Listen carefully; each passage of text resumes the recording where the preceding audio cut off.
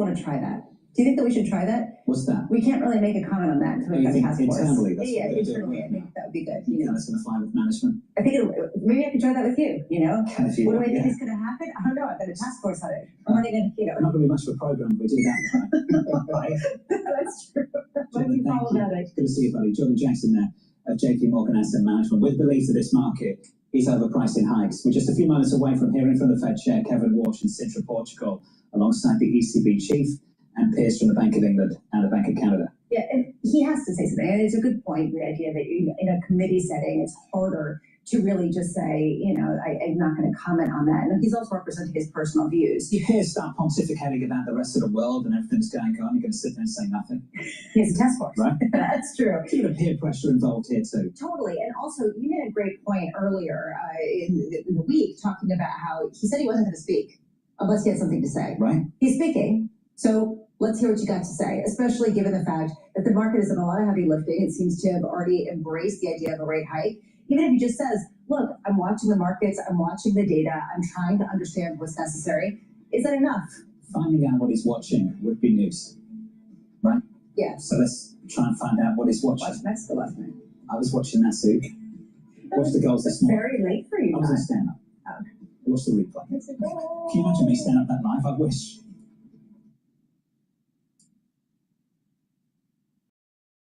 Has anyone actually made it to level 4 before? If you're slightly congested, use level 1. If you find yourself...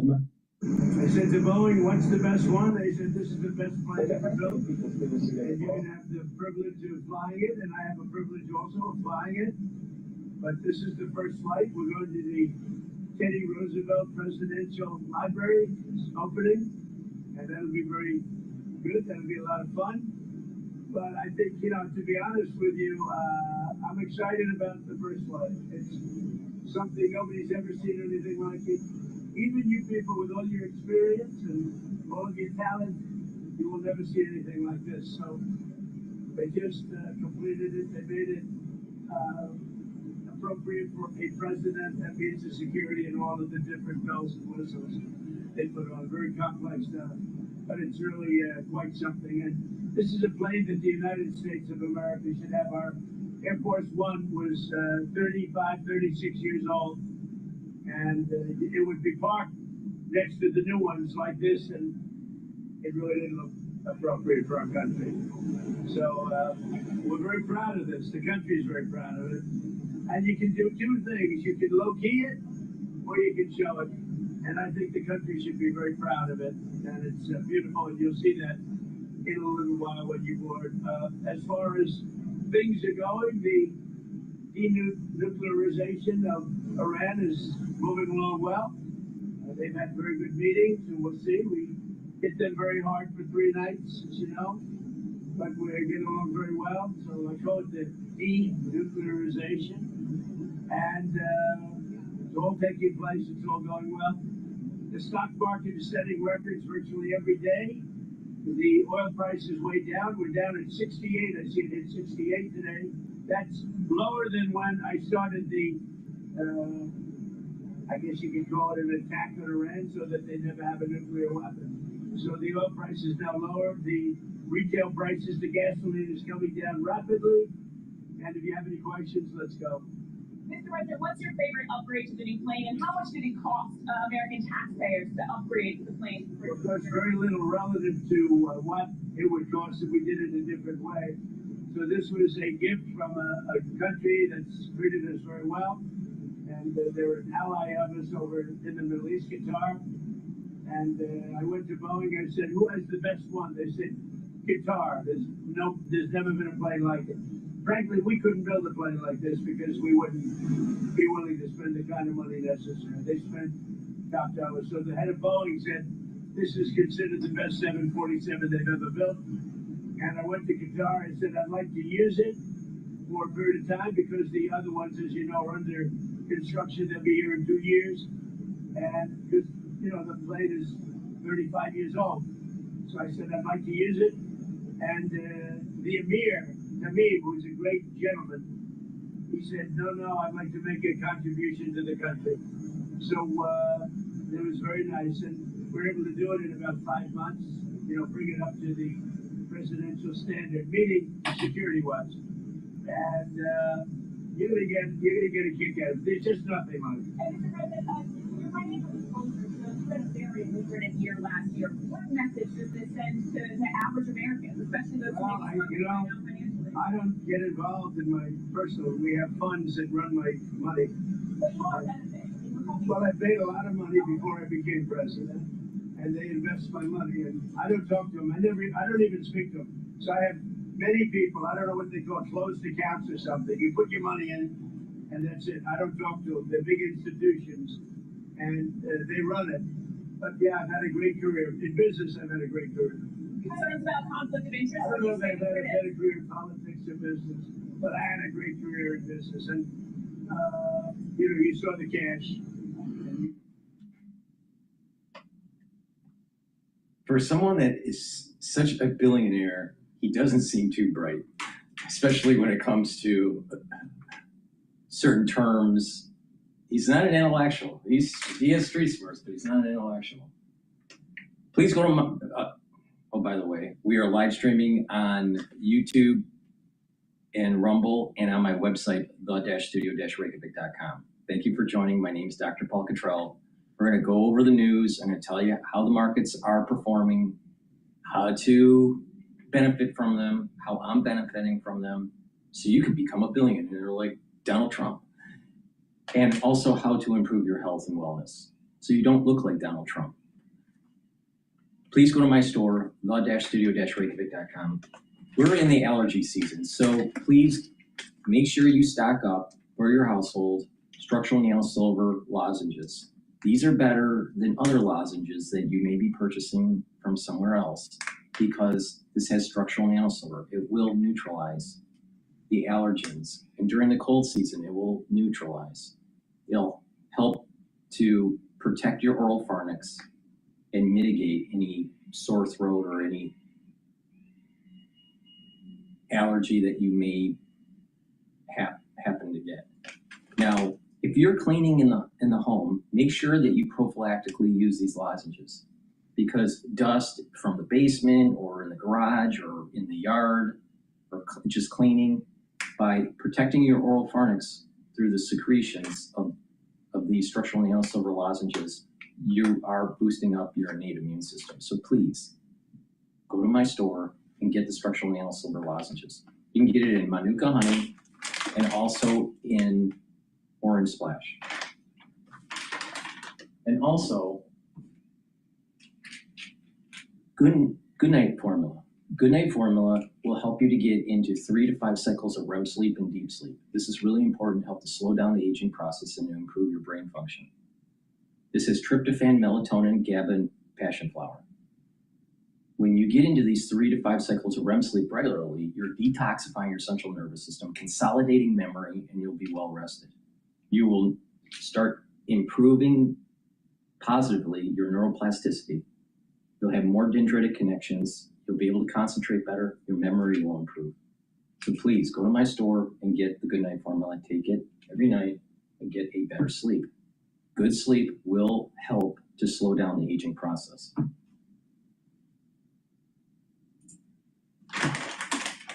Report the different things, and what they do is we gave it. I think it's called the blind account, but they take it. And I never speak to any of the people that run the money, but they're big institutions, and they invest in whatever they invest in. But to critics who say you're profiting off the presidency, Mr. Well, you know why I'm profiting? Because the stock market's going up. Everybody's profiting. If you have a 401k, how's your 401k done? It's about up 85%. Thank you, President Trump. So we're all profiting. I'm profiting because I have a lot of money and a lot of cash, and I give it to institutions. I don't know if they know what they're doing or not, but they buy a vast array of things. President, how do you meet with Secretary Ex-Stats and General Payne about potentially returning to an all-out war with Iran? Does this mean you've been unhappy with Iran's adherence to the MOU? Well, I think they've come a long way. We hit them very hard last week. I think they're fine. I think we're going to. It's the denuclearization of Iran. It's very simple. and Iraq cannot have a nuclear weapon. Otherwise, all of this stuff that we look at, all of these things that we do, the country's never had activity like it's got right now. So we're building more factories and car plants and other things. We went for years without ever building one car plant. Now we're building many car plants. We're building AI. We're building all over the country. $19.1 trillion being invested. The record was like 2, and we've got 19.1, and it's going to continue. And when those buildings open, you're going to see something like the country's never seen before. That's why the stock market's going up every day. That's why your 401k, because everybody benefits. When the stock market goes up, everybody benefits. More jobs, more everything. And we're creating more jobs. We have more people working today than have ever worked in the history of our country. It's great. And that's before these places open. They'll be opening up over the next year. And we have them coming into Taiwan. From Taiwan, we have more chip makers, and the biggest company in the world, actually, the chip maker. But they're coming in, they're building in Arizona, and they just announced they're going to double the size. We could have 50% of the chip market by the time I leave office. You know what we had now? Nothing. And then I got, as a gift, another gift, I said to Intel, give the United States, they needed something, they needed some help, the chip maker. I said, give the United States of America, I'll do it for you, but give the United States of America 10% of your company. He said, you have a deal. He said it so fast, I said I should have asked for more. But he said, you have a deal. And that stake is now worth $80 billion. I made $80 billion for the country in 8 months. Does anybody talk about it? No. Have a good time. Have a good plane. Enjoy the plane. Real quick question. You've got D&I Pulte over there as the new director. We also know you have the task force set up on declassification. Maybe talking about international, maybe looking at some declassification. Are you able to give us an update on this? Declassify almost everything. And you know, by the way, we have Jay Clayton is going in. You know, Bill Pulte's a very talented guy, but he's just there temporarily until Jay Clayton. And Jay Clayton is going through the process. And Jay Clayton, highly respected, and so is Bill Pulte. But Bill is there just for a fairly short period of time. But while he's there, I said, you can declassify whatever you want. You think we're going to get some soon, or maybe 2020? I told him you can do it today. You got to ask him. All right. But I think he's a friend of his. I think that Bill will declassify. I told him you can declassify whatever you want. So Bill's there just, you know, for maybe a month or 2 months or something. And Jay's going through the process. He's got a hearing in 2 weeks. Highly respected man, Jay Clayton. Thank you. Did you get any more Pulitzer Prize? Not yet. You don't want a Pulitzer Prize? A picture of the plane.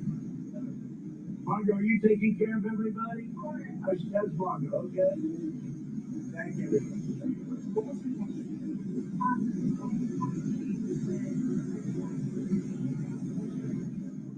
All right, President Trump, very briefly, speaking to the media there as he is on his way to North Dakota right now. Once again, he is going to be participating in a tour of the Theodore Roosevelt Presidential Library, and also at 3:15 p.m. Eastern Time, President Trump set to deliver some remarks there as well. Now, before he does that, he's also participating in a Freedom to... As we go to another clip, please help support the work that I do by being a paid member to my Patreon channel. All these videos are for free. I give you some information about the markets, my perspective on the news, and how to improve your health and wellness. But all these videos are for free. Please help support the work that I do. You can also donate on my website, the-studio-reykjavik.com. On the homepage, you can donate through Stripe, PayPal, or buy me a coffee. The markets will be opening up in about 21 minutes. The equity futures are slightly down. They're at 7,526. The VIX is stable. It's just below 17. The euro is trading at 113. The Japanese yen is trading at 162.68. So currencies are stable. Bitcoin starting to go down. It's at 58,710. Stay away from Bitcoin unless you're shorting it. Oil is trading at 69.10, and natural gas right now is trading at 3.24. Now, what I'm doing today is shorting natural gas and longing the equity market. Now, we're getting into the long holiday weekend. I'm not sure if there's going to be that much trading movement today. The action's really going to be next week. So I'm kind of prepping for that action. Now, for oil, there's going to be this trading range. We have this support level at about 68.70. So around the 68 position, 68.50 if you want to just round it, as a support level for oil. And you have approximately a ceiling for this trading range of about $79 per barrel for WTI. But interim trading, so near-term trading, we're probably going to be bouncing around the 68 mark to around 72, I would suspect, unless something happens with this MOU and peace agreement. If it's positive, then we're going to break that support level and start trading below 68, maybe the high 67 range. If it's negative, if something bad in the negotiations happen, I suspect that we're going to be trading closer to $74 to $79 a barrel. I don't think we are going to be getting to the $90 a barrel anytime soon, but beware of this trading range. It's probably biased to go down, but it's going to be undulating. It might break the 68 and start trading below, and then it'll start to come back up, and there'll be this, what I call a harmonic dissipation. That's, if you look at a year chart of day candles of the WTI future market, you'll see what I'm talking about. There's this oscillation that's starting to take place, and there's this harmonic dissipation where we're going to be in a normal trading range. Natural gas, top is around 3.3. Bottom of this trading range is just below 3.1. So right now it's trading at 3.23, so I'm shorting. So with that, let's listen to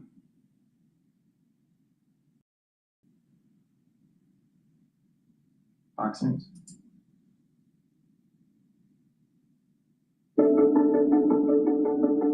Introducing the world's most researched brain photobiomodulation device. Joining us now, Homeland Security Secretary Mark Wayne Mullen to weigh in on this. Good morning to you, Mr. Secretary. Thank you for being here.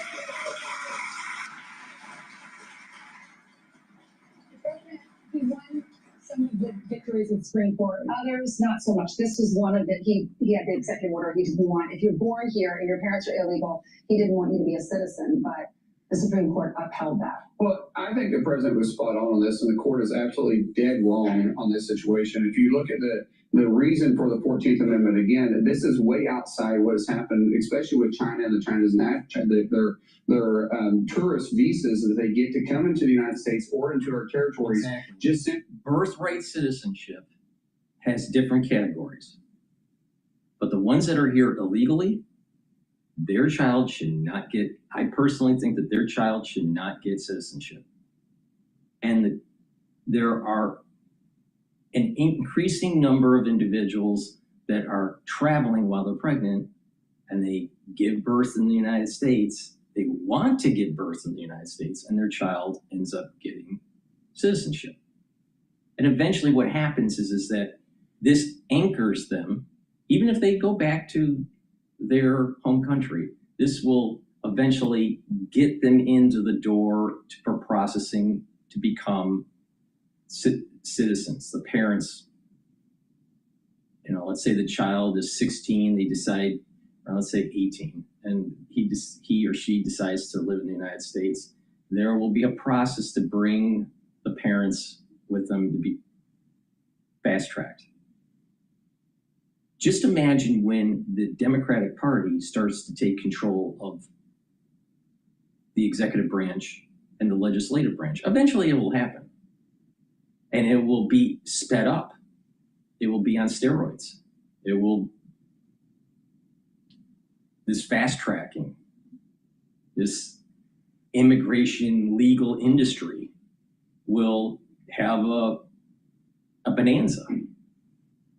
Okay, so you have this issue where people are coming here illegally and having their child. And it kind of anchors them here for processing. You have individuals coming here on tourism to have a kid, and then eventually that kid ends up getting citizenship that in the future allows them to anchor into the United States. It's a little bit longer duration than the ones that just illegally come here. But the point here is that it's happening. It's not theoretical. Now, most American citizens are against this policy, this ruling by SCOTUS. And unfortunately, I think they did it on purpose. I think the justices want to actually weaken the country. It's not that they don't know that this is going to help. This is going to help the cause of the liberal movement and weaken the country. How does it weaken the country? You can have a terrorist actor, terrorist state, have a policy, and they think in terms of years, not months, but have a group of people coming from a certain region of the world, like the Middle East, have their kid. That kid is raised, that kid is born in the United States. It goes back to, let's say, Iran. You know, I'm just giving this as an example, or Lebanon. And that kid's raised in the Middle East and then comes back to the United States to live. And all of a sudden the parents are processed through, or a group of people. It's not just this one kid, maybe it's a whole village of individuals, maybe 10 individuals that are pregnant that end up coming to the United States and having their child. And then they go back to that village. And it's designed that these kids will end up being terrorists. This is not out of the realm of possibility here. And then they come back to the United States, legal citizens, and all of a sudden we have opened up the door to terrorism. Now, is that plausible? Yes. Is it highly probable that all of these things are going to happen? No. What's even more pernicious is when the border becomes more porous after Trump's administration, there's going to be more illegals coming in. And they will have their kid, and they're going to have this birthright citizenship and the anchoring of the parents. You're going to have a liberal bias towards keeping them here and fast tracking them for legal status. And it's going to change the composition and the culture of the United States. Now, who are some of the people that are coming over the border? Many of them are from Central and South America. So you're talking about Latinos. But there are many other countries that are flying into this in South America and then taking the route to get into the United States. This was what was happening with the caravans. Some were Chinese, some were Ukrainian, some were from Africa. So you have other people traversing through those caravans towards the United States when we had a porous border. That's not happening under the Trump administration, but again, what happens when you have a Democrat president not willing to enforce border laws? What happens when you have a Democrat-run legislature that's in control of the House and the Senate, where they just increase the flow. This is going to change the structure of the society. And it's going to be pernicious, and it's going to get bigger as time goes on and more prevalent 18 years, 20 years down the road. Not in just in terms of total births, but the ones that this influx of birthright citizenship, they will start becoming adults. These children will become adults in 18 years, getting into the job market, starting to vote, and it's going to change the composition of the United States. Now, look at what's happening with democratic socialism. They're pushing this democratic socialism. Now, who are many of the people that are voting for this? Minorities and disenfranchised youth. The Democratic Party is setting in motion for a future democratic socialism party in 18 years. And it's going to be hypercharged compared to what we see currently. So are conservatives going to push back? Hopefully Congress will get their act together, because the Republicans are in charge, and make this illegal without doing a constitutional amendment and curtailing this. But I'm afraid that the Republican Party can't get their act together to actually do the right thing. And this will become a perennial issue during elections, during the general elections, and never really get anything done. I mean, think about how perennial it was with just enhancing border security, preventing illegal immigration. Remember, I mean, I remember this being an issue going all the way back to Reagan. And there was, during his administration, there was amnesty that was given, but there wasn't a correction. It didn't correct the problem. All it did was give more incentive for future decades of more inflow of illegals. And hence, fast forward from Reagan to Biden. Look what happened. The country is changing. Think about if you're Gen X, around my age or older. America is no longer the America you were born into. It's different. And it's not necessarily a good thing. Now, people might say that's racist or that's just xenophobic. The culture is different. And if conservatives want to hold the line and have, I'm for immigration, but controlled immigration, not uncontrolled immigration. And it has to be legal, not illegal. Because if you just have a steady flow of illegal immigration, the country is not in control of what that composition of the population will be. It will be whatever that illegal flow is at the time. And remember, it's pernicious. You get that pulse of illegal population, but then they have kids. And then what happens is that it sprouts. And after 18 years, 20 years, you start seeing that the politics change. They're in the educational system. They're running for city politics, and it changes. This is part of the impetus of this democratic socialism that's taking place. So when Clarence Thomas and Alito mentioned that this was going to cause problems in the United States in the future, they're right. Clarence Thomas is right about this. This is a failure of SCOTUS to heed the warning that the country and our affinity to a constitutional republic is at risk now.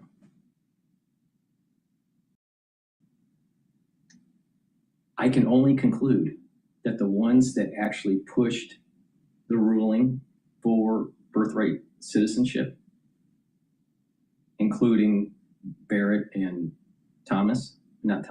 Barrett and Roberts,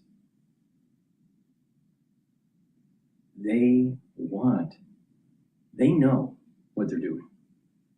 They want to change the country. Question is why?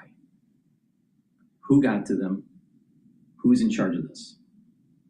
My personal belief on this, I have no evidence to prove it, but I suspect, so a hypothesis, I suspect that we are seeing the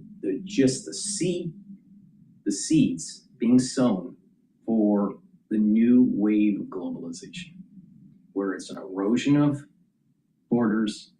It will be regional. There'll be these regions that are amalgamated for monetary union, and that we will be merging with North America, Central America, and South America. And if you change the composition in the United States, you have a higher probability to allow this merging to happen. Barrett and Roberts are globalists, and that's the problem.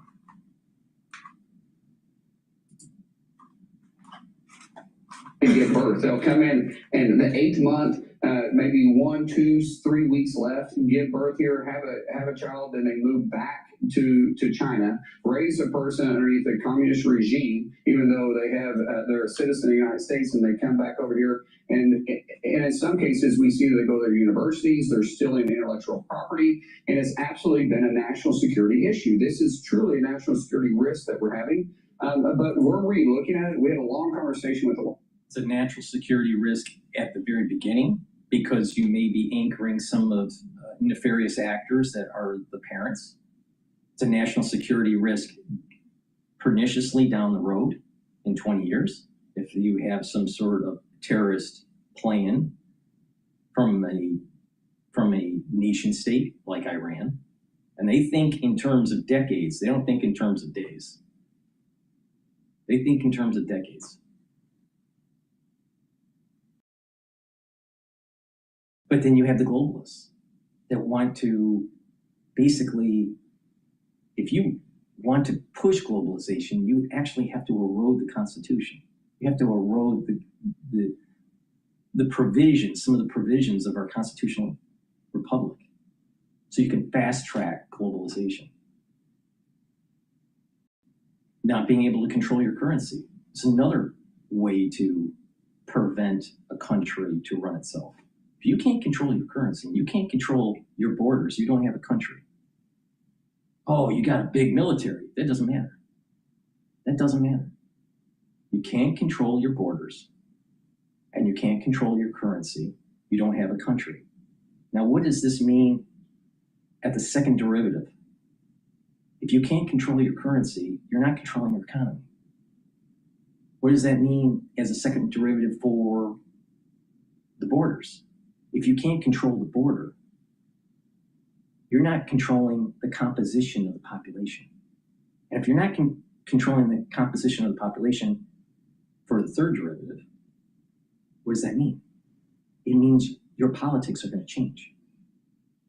And this is exactly the warning signs that are happening in the United States with this democratic socialism, this DSA.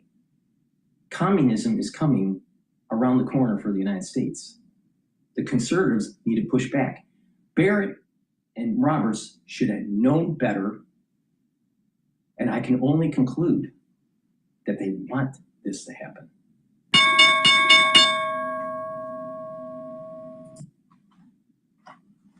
House yesterday, a long conversation with the president, Tom Homan, Stephen Miller, all of us together are working and saying, okay, how can we protect America and still at the same time, unfortunately, figure out how to work with the court in this situation. And one thing you're doing is looking at the territories which China especially is abusing, Guam or other places, and saying, okay, you're 8.5 months pregnant, maybe you should get on that plane. Well, because where they go to and they show up late, it can cause a health issue for the mother. Yeah, we're concerned about the mother. And especially traveling that late. For instance, my son is about ready to have my son and daughter-in-law, they're about ready to have our first grandchild. And they're traveling here for the 4th of July, but the doctor said this is the last time they're traveling because she's due the 1st of August. And so their doctor is already saying, hey, this shouldn't be a travel except in a case of emergency. Well, you're not going on vacation in emergency in late-term pregnancy. And so those are some issues that we can look at. Because at the end of the day, it is national security. Listen, all these men and women that sitting out here, which, by the way, the first time to be on your set and sit here with these guys, true heroes. No, what they should do, it's as simple as this. Hey, if you're late term, you don't get into the United States. You just don't pass immigration. Period. Send them back. And when it comes to the illegals, and then you catch them, and they're pregnant, you fast track them back to their country, so they can't have the kid. I mean, this is 1% of the population that fought for all of our rights before they even knew us, right? They sacrificed everything. And what we have to do is a duty right now with President Trump is protect that, to protect the land that they fought for. And part of this is a national security risk, and no one can say it's not. So, Mr. Secretary, we've talked on this program about the American children that are dying because people that shouldn't have been in the country, they got in. And they killed our treasure here. The mother of Sheridan Gordon was on Capitol Hill yesterday. It was an emotional moment. This is what she had to say in her testimony. This story is not about him. This is the #1 Senate race in the country, and I need your help because the Republican Party has already spent $10 million, and our FEC deadline is just a... This story is not about him. This story is about my Sheridan. It's about how failed border policies, sanctuary city laws, and twisted leaders refused to cooperate with ICE. They sent her to her grave. We choose you. We choose you. Choose us. Why does my child matter less than an illegal immigrant? Exactly. I don't understand why it's only the Republican side that cares about our American children.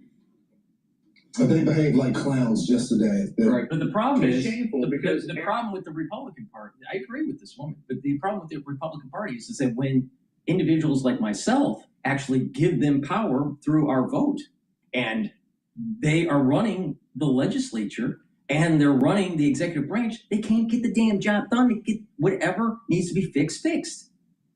This is the problem. The Republicans have great ideas, but are disorganized. They can't get the job done. The Democrats have bad ideas and they're well organized. And this is what's going to happen, where our country is going to burn down because we're going to have democratic socialism across the country. They're using the seed corn of illegal immigrants and this birthright citizenship stuff to sow the seeds of our destruction. Democratic socialism will gain momentum, not weaken with this. Because think about who are the ones that are coming to the United States illegally? What countries are they coming from? They're coming from countries that are failed because of social policies, socialism. So don't you think that they're gonna, want to hand out because that's what they've been born into? That's all they know. Why is it that you look at what is happening with the composition of the Democratic Party, especially with the midterm elections and the DSA, this Democratic Socialism of America? What's the composition of this? Muslim, Latino. You're starting to see this? Wake up. Look at what happened with Europe. Europe was taken over because of an Islamic takeover. And it was because of the immigration policies that they had, stupid immigration policies that the European Union had. Same thing is going to be happening to the United States. But it's going to be twofold. It's going to be Muslim, Hindu, Latino.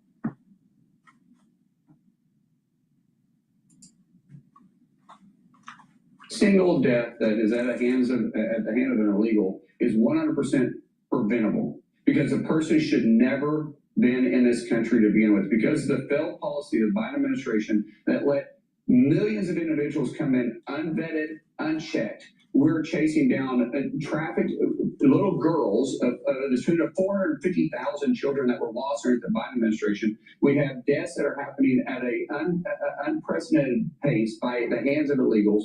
50% of every death that has happened in Fairfax County, Virginia, is at the hands of an illegal. 50%. Wow. 41 individuals have been killed in Tennessee in the last 12 months. And from illegals that should have never been in this country. The statistics are off the chart. And every single day, DHS, through ICE and all the other components we have, are fighting to get these criminals off our streets. The worst, 70%, this is a statistic that people need to understand. 70% of every single person that ICE arrests on a daily basis either have already been convicted of a felon, or they're being charged with a felony. 70%. That's important. It's very important, because these are thugs. These are criminals that are walking our streets, and we're having to fight sanctuary cities. Unfortunately, where we're sitting today, the leadership in New York City right now is horrific. And let me tell you, the police officers and NYPD, they are the best of the best. Literally, we love working with them, and yet their leadership is handcuffed and say, no, you can't work with them. You can't work to get the criminals off our streets. Or out of your prisons. Now, you have a message too. So we're coming up on year 250. You have an interesting background, American Indian background as well. Right. So when you look back at American 250, we're just wondering if you would take a moment as we get closer and closer to July 4th. What does it mean to you? Well, look, I'm a little country boy from Westville, Oklahoma. This can only happen in America, right? I still own the land, the Indian allotment of land that my family walked to in the late 1830s as Cherokees. No one of my family has ever been involved in politics. I had to drop out of college because my dad needed help in a plumbing company. And in some way, through God's grace and the fact that I'm truly an American that lives in the greatest nation in the world. Remember, people are flooding to our borders and trying to get into our country. We're not going the other direction.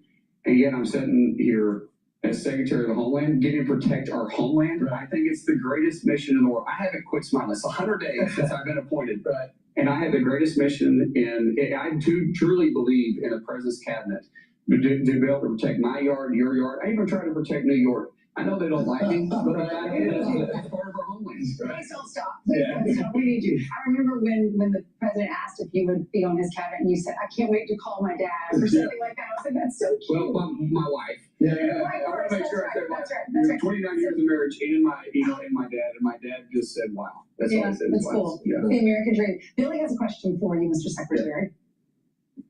Good morning. How are you, Secretary? I needed 10 sequin cowboy hats for a bachelorette party, but what did I get? What the? But then everything was just. Good morning. How are you, Secretary? Hey, brother. How you doing? All right. Again, you spoke about a great mustache. Thank you very much. Took a while to get here. Yes. You spoke about the youth, but how are you making this happen where we can protect our youth, where they're not being attacked on college campuses by all these so-called illegals? What are you doing? How are you getting the other parties involved where you can say, listen, we need to come together and understand why this is so important to protect the American people? Well, one of the things that we do is really try to educate individuals to let them know what actually is taking place. So we have 450,000 kids lost. We've found 147,000. We tell their stories. We've had a couple girls rescued out of a hotel that literally reported being raped 15 to 20 times a day, 7 days a week, over 600 to 700 times. It's horrific stories. But as we tell those stories, we have more law enforcement agencies that are saying, hey, forget it. We're pushing back against our leadership. We're going to start cooperating. Some of them cooperate with what we call the 287G program, where we actually reimburse you for it. That's what the federal government does through ICE. We reimburse you for your time, even help buy equipment. And some are just saying, since we can't legally participate in the 287G program, they call us and let us know. Because what happens in sanctuary cities is they will arrest these individuals after they serve their time. They release them back on the streets, and they won't inform us, even though we have issued the paperwork to be able to pick them up. But we're having now law enforcement call us and say, hey, this person's being released on this day. We can't hand them over to you, but as they walk out their gate, they're fair game, and we arrest them there. So more cooperation we can get, even from places that aren't supposed to participate with us, is the right way to go. But the residents of the community, they're the ones that need to start stepping up. Leadership matters. And when you elect the wrong leadership, it's okay to correct course. It's okay to go say, hey, we made a mistake. It's time for us to do better and get somebody else in there, because if they're not protecting you and they're protecting criminals, they're not. That's not called leadership. That's called pandering. Yeah, that's because Eric Adams and Cuomo lost to Bandami, and now we have the situation we have in New York City. That's why people make terrible choices here in New York City, and we can't vote because I don't live here. Thanks so much, Mr. Secretary. Such an honor to be here. Be sure to like and subscribe for all the. We need to protect our borders, and we need to protect the composition of the nation to maintain this constitutional republic. If you change the composition of the nation too quickly, you will no longer have that. And that's what exactly the Democratic Socialists want. They want to change the composition of the population of the United States to unravel the Constitution. They're doing some nefarious things. We need to wake up and push back. Please go to my store, the-studio-reykjavik.com. Get the vitamin C and magnesium. This will help to improve your immune system, help with brain function, and help with your skin. Magnesium and zinc boosts up that immune system and helps with brain function. Most people are not taking enough magnesium to improve brain function. So please, if you want to slow down the aging process and improve your cognition, taking magnesium is super important. Probiotics, I have two types. You can get the powdered version or the veggie cap version. Either one, but take it every day. This will improve your gut biome, allow you to absorb your nutrients, improve your metabolism, help boost up your immune system, bring down inflammation at the gut level, reduce the erosion of the lining of the gut, reduce leaky gut syndrome, improve your sleep, improve your skin. You get many different benefits from taking a good probiotic. Good health starts at the gut. So please go to my store and get either the powdered version or the veggie cap version. Take it every day. Another great supplement to help with digestion, digestive enzyme complex. What this will do is reduce the load on your pancreas, allow you to break up the proteins, carbohydrates, and lipids, so you can absorb your nutrients with less stress on your digestive system. So please, go to my store, make sure you take the digestive enzyme complex when you eat, and this will help the health of your pancreas and help with absorbing your nutrients. This also has bromelain, which is an enzyme to help break up clots. Really important. So by taking digestive enzyme complex, you're also slowly improving your cardiovascular health. Please go to my store, the-studio-reykjavik.com. And lastly, vitamin D3. Simple vitamin, but it's very powerful. It's a gene expression cofactor, so your cells will perform better when you take vitamin D3. It helps to get rid of cells that need to go into apoptosis if they're infected. Super important during the cold season. Vitamin D3 also helps with cardiovascular health, especially when you stack it with K2 and K7. And vitamin D3 helps with bone density. Taking in calcium, doing resistance training, and it improves that bone density. Super important. You ever see someone that has brittle bones, falls, and then 2-3 weeks later they're dead? Because that's what happens to many people that are in their geriatric years and they did not improve their bone density. So you don't want to be a victim of that. Please go to my store, the-studio-reykjavik.com. Get the vitamin D3.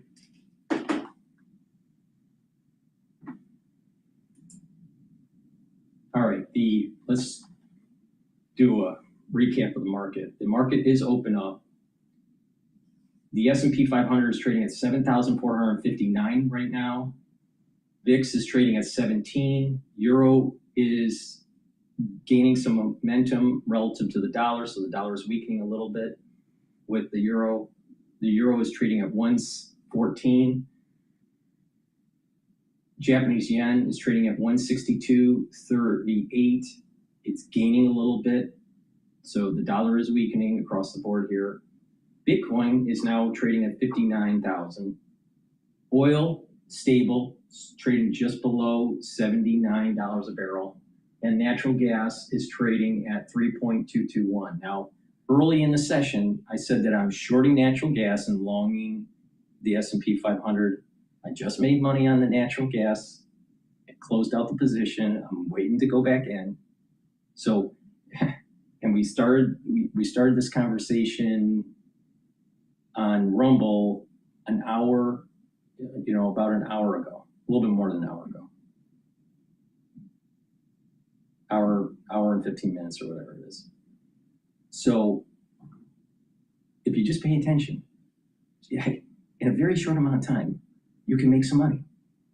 I'm telling you what to do. So, you do whatever you want. But the thing is that you can listen to the news, pay attention to the movements, the dynamics of complex systems, and benefit from it. But if you also listen to me about how to improve your health, you will have more vitality, longevity. You won't be dependent on pharmacopoeia. You'll just have a better life. So do you want to be a victim, or do you want to actually be the master of your own destiny? So just listen. Just listen. Please go to my store, the-studio-reykjavik.com. And part of the reason why the dollar is weakening is Walsh's talk on Bloomberg. So let's just listen in. Walsh is the new Fed chair. Of trying to extract that. My view, and my colleagues I think have said this better than I, my view is financial markets and the real economy work best. When you look at what's happening in the real economy, you make your own judgments. There has been a tendency, and I take plenty of blame from this, the 08 crisis, where we were trying to suppress volatility, where we thought we needed to spoon feed markets to get out of that. That was the right policy for a crisis. It is not the right policy for the time that we have now. And so sometimes unlearning is harder than learning, and I'm going to keep at it. Okay, so President Lagarde, how do you think about the best levers to boost growth in the Eurozone right now? Capital Market Union, 28th regime, and boost the venture capital.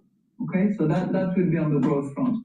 But I would like to add one thing. Thanks to the veterans at this podium and a few other people, we have a strong, solid, robust banking system, which is strongly, well-regulated, well-supervised. And I think we should be cautious about what we are throwing away by way of simplification. So we do simplify things, and I'm delighted that, for instance, the ECB has done away with 40 different set of declaration disclosures that were unnecessary out of the 130 plus. So we have to go through that process. But I think we have to be cautious about how risks actually move. And risks were squarely in the banking system back in 2007-8 when we were all together fighting this global financial crisis. Risks travel fast, and there is no limit to the imagination of those in the financial sector who are trying to make money, as is their business, and who are taking risks. The question is really who eventually ends up taking the risk and sweeping the mess. So I would contend that this regulatory work that we did at the time, we need to be very attentive, as Andrew suggested, to make sure that the risks that have moved and traveled afar through different structures, bodies, and the different names are also looked at carefully, and that the right measures are taken to protect the public good and to protect the principle of who takes risks bear the responsibility that goes with it. The other big topic that I know that you all think about and is part of your remit is the balance sheet. And Chairman Warsh, you had talked about before you became Fed chairman that the balance sheet was too big in the United States. So it's at 6.7 trillion right now. What level would you be comfortable with it at? No forward guidance. No forward guidance, and I'm not going to get the balance sheet. Okay, we're just among friends. We have a task force for that too. Great. We're going to play drinking game on task force. I'll say this: there is no secret that from the 2011 period when I was leaving the Fed through now, I wanted the Fed's balance sheet to be smaller, and I long wrote about and described. Interest rates should be the dominant means through which we make monetary policy. If we're in a crisis, there could be a different set of rules.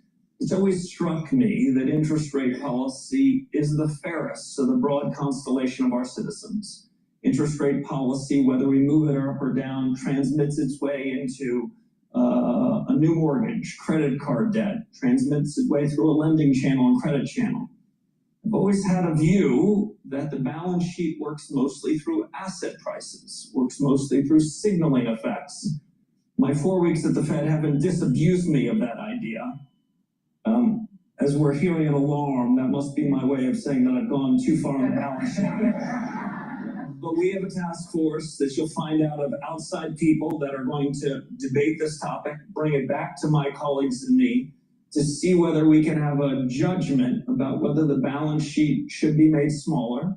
The only thing that I'll repeat here, which I've said repeatedly, is if there's a change in balance sheet policy, it'll be a change of my colleagues in the FOMC and the board.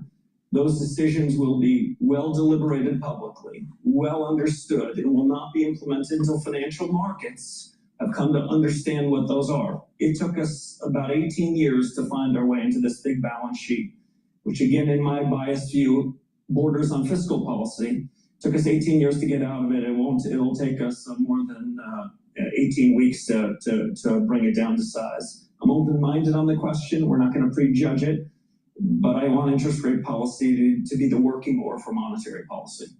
Governor Bailey, you've been focused on the balance sheet. I guess at one point we were asking how big can your balance sheets get, and now I'm wondering how small they can get. Well, look, there's a nice sort of sense of irony I appreciate from this conversation, because I've been accused of having too big a balance sheet and reducing it too quickly. So, well, really. So can I go back to forward guidance for a moment, because I've really eschewed forward guidance on the balance sheet. So I really don't step into this world of saying we want ample reserves, we want big reserves, small reserves. My line has always been, we will meet the system's demand for reserves, because that's the system's demand for liquidity. Now, we will also spend a lot of time, by the way, understanding why the system wants the liquidity it wants. And also, the key other point, which Kevin has made very forcefully, is that's the way we actually implement monetary policy, through the short-term interest rate, transmitting out of our balance sheet into the system. And that works very well. So, our world is, look, we will meet the system's demand for reserves. We will seek to understand very closely why it's doing that. The other policy I have is that I want to take interest rate risk off the central bank's balance sheet, because with a public balance sheet, interest rate risk should be in the market, not on our balance sheet. And so that's why we're moving to a repo asset side of our balance sheet, because that takes the interest rate risk off our balance sheet, which is what should be the case. You mentioned you alluded to the political heat that you get over this issue. Does that influence the way you think about it at all? I know it's not supposed to. No, I think we must have a sensible policy for moving to a system where our balance sheet reflects the system's demand for reserves. So yes, it went above that level during the QE period. It's coming down to that level. I want the interest rate risk off our balance sheet. Those are the policies we're pursuing, and I think those are the right policies. Staying in politics, do you get let off the hook, Governor Macklem, because the Prime Minister used to be in this seat? We get some free advice from elected officials across the country. And as I tell them, I appreciate understanding what's going on. It's a big country. I appreciate understanding what's going on across the country, but I don't appreciate telling me what we should do with interest rates. You've got your job, we've got our job, and that needs to be respected. So, all right, we're gonna start playing some more of the news, but before I do that, please go to my store and get the Clarity Factor. Clarity Factor gets rid of that brain fog. It allows you to concentrate on tasks. It's going to help to improve the positive neuroplasticity, where your dendritic connections improve. You're going to be able to think faster, have better memory. This is a supplement you should be taking every day. Now, if you do things that have very high cognitive demand, like studying or engineering or something like this, I would recommend taking it in the morning and in the mid-afternoon. But for most people, taking it in just once a day, either in the morning or in the afternoon, is advisable. Please go to my store, get the Clarity Factor. This is a very powerful supplement. It's going to help your brain function. Another great supplement, if you're 40 years of age or older, is to take vitamin B complex. Vitamin B complex will boost up your energy levels. The first 4 B vitamins helps the electron transport chain to improve your ATP. You're going to have more energy, and with that energy, your cells are going to be able to perform better, your tissues are going to perform better. Your cellular metabolism will be revved up. In addition, vitamin B complex protects neurons with vitamin B12. So this is another great way to protect your neurons. Myotrol. Myotrol will help to build muscle. It has polyphenols, flavonoids, and lignans to help with the gene expression to build and maintain muscle. It also helps to recover after a workout because it brings down inflammation. And myotrol helps the health of the mitochondria so you have more ATP to maintain those muscles. If you're 40 years of age, building muscle is hard, and you lose muscle easily. It's called atrophy. Myotrol will reverse that. Myotrol will help to build that muscle and maintain that muscle. So this is really important to take.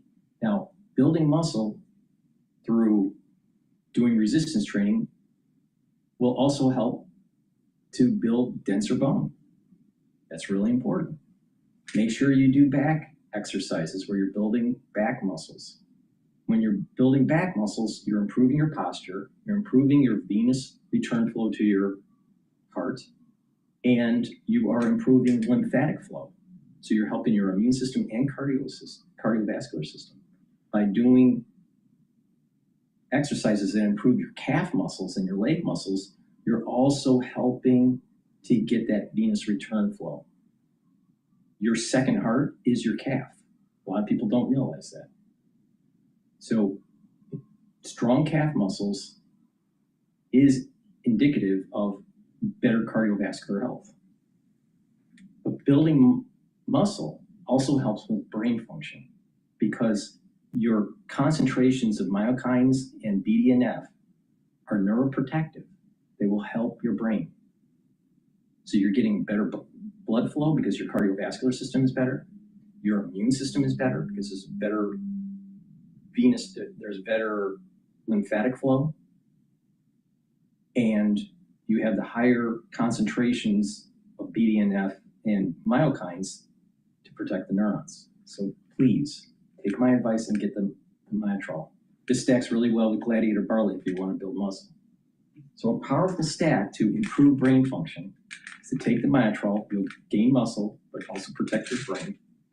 The vitamin B complex with vitamin B12 is going to help to protect those neurons. And Clarity Factor will help you to get rid of that brain fog and improve positive neuroplasticity.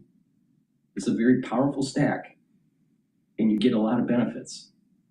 You'll have more energy, your cellular metabolism will improve, you get more musculature, and you're improving brain function. So please go to my store, get the Myotrol, vitamin B complex, and the Clarity Factor. Make sure you use discount 5, all caps, discount 5, and you get $5 off anywhere.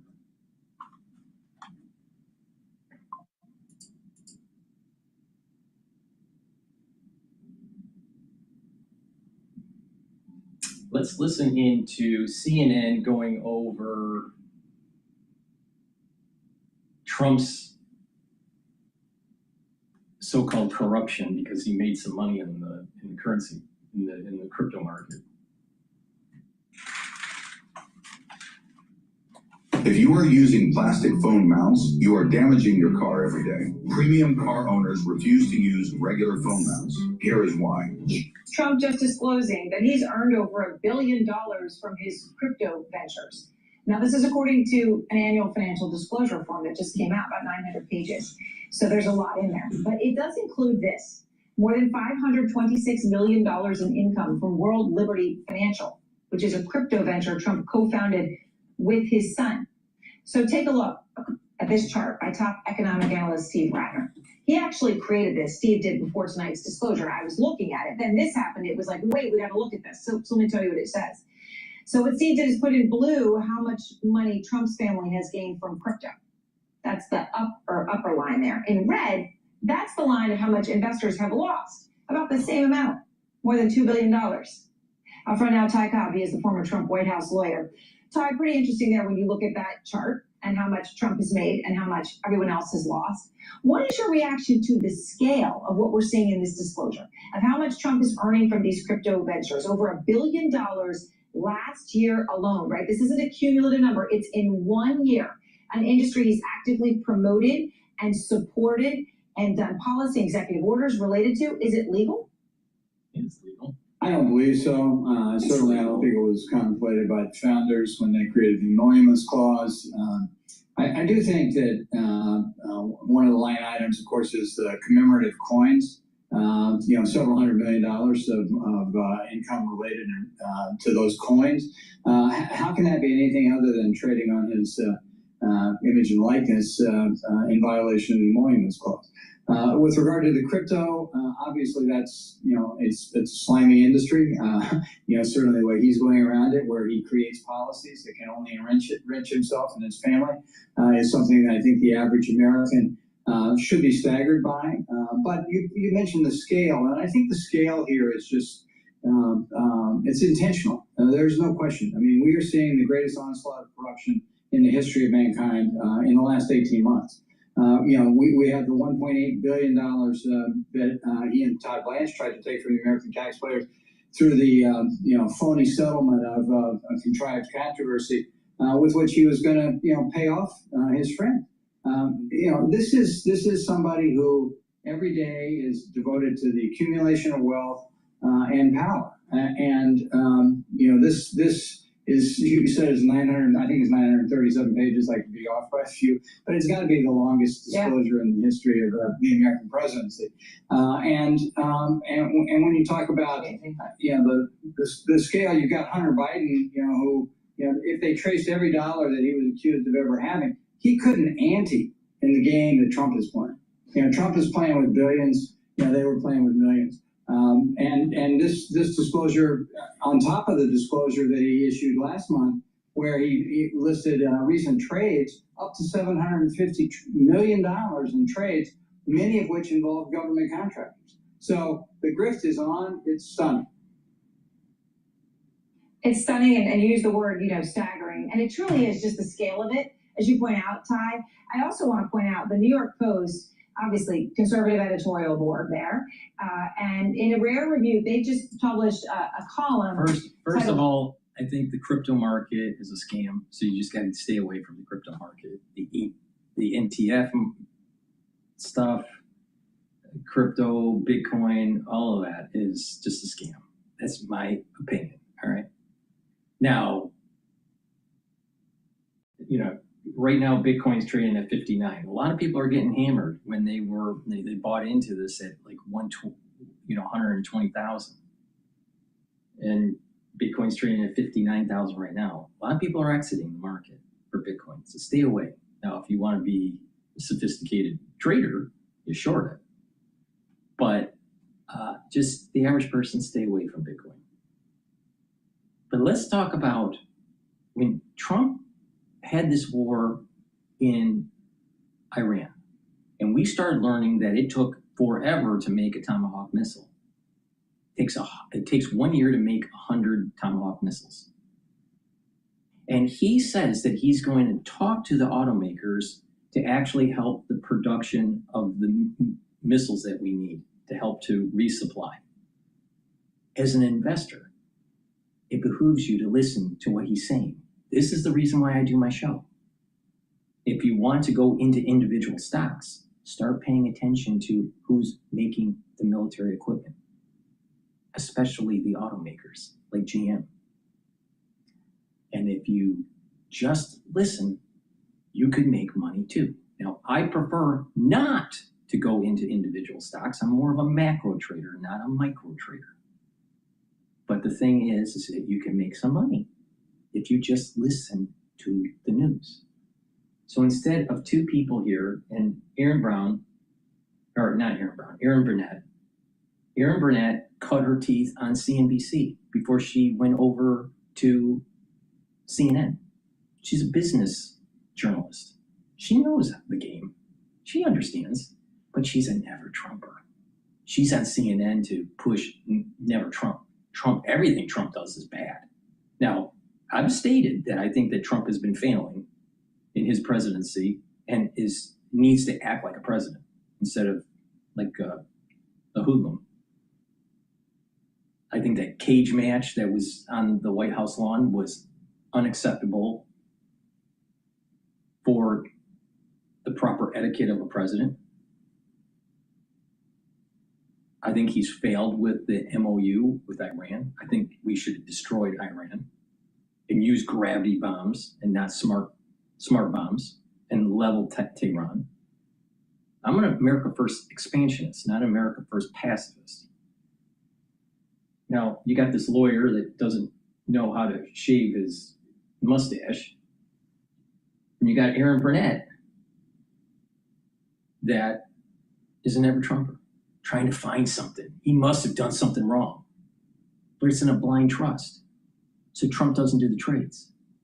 And so all you got to do is just be like the one that's running the blind trust.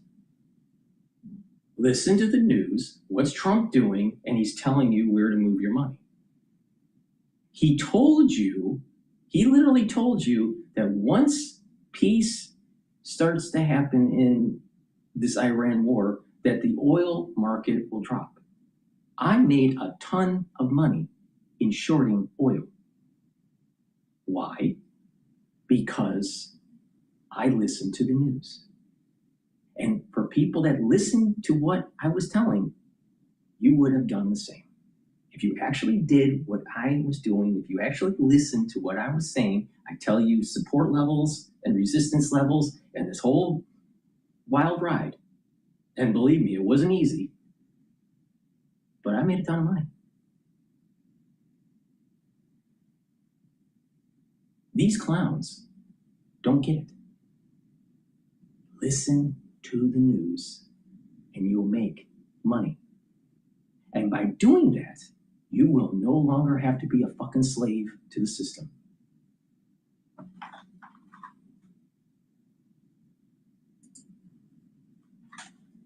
Mr. Biden-style sleaze is just as slimy when the Trump boys do it. They go on to call what's happening here the shame of the nation, and they say it stinks to high heaven.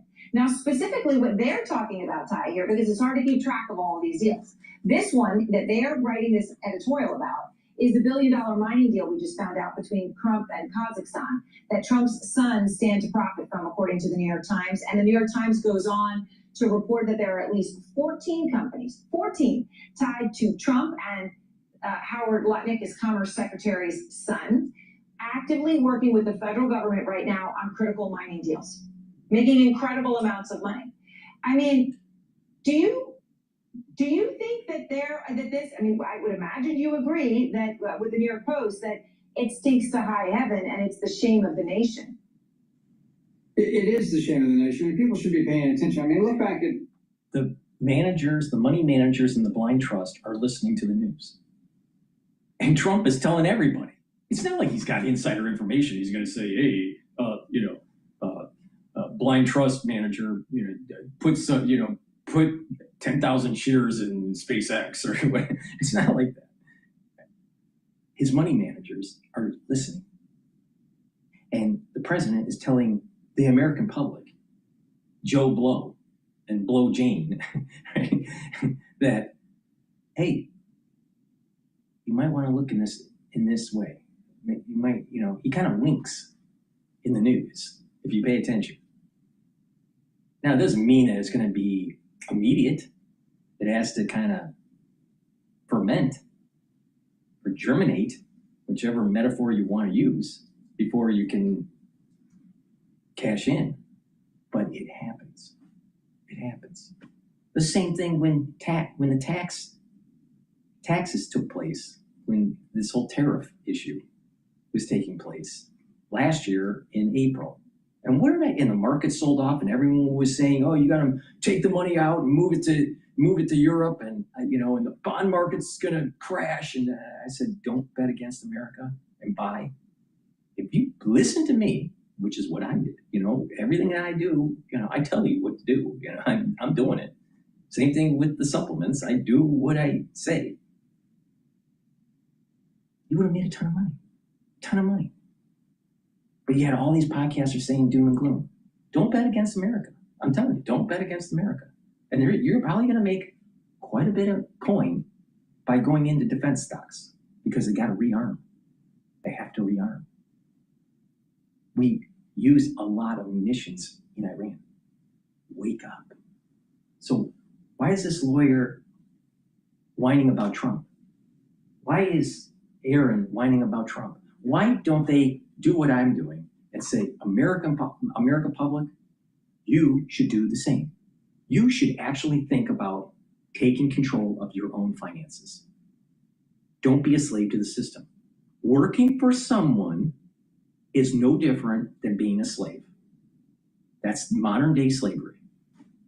No matter if you're a lawyer, a doctor, a physician, if you are a professor, I don't care what your profession is. An accountant, a dentist, if you do not own the business, you're a slave.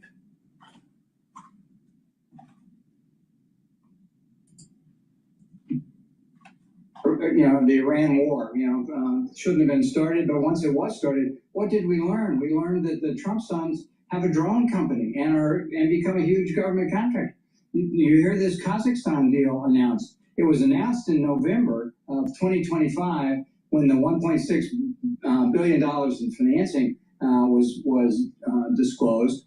What we didn't know was that the Trump sons, just a few weeks earlier, actually just days before the deal was announced, had acquired an interest in a company that had a substantial part of that deal. And they've only gotten closer corporately with the people that are involved in that deal. So, we see the 14 companies that you were talking about, that the Trump sons or the Lutnick sons, have an interest in. The amount of guaranteed financing from the United States government for the 14 companies that are pursuing those deals, $9 billion.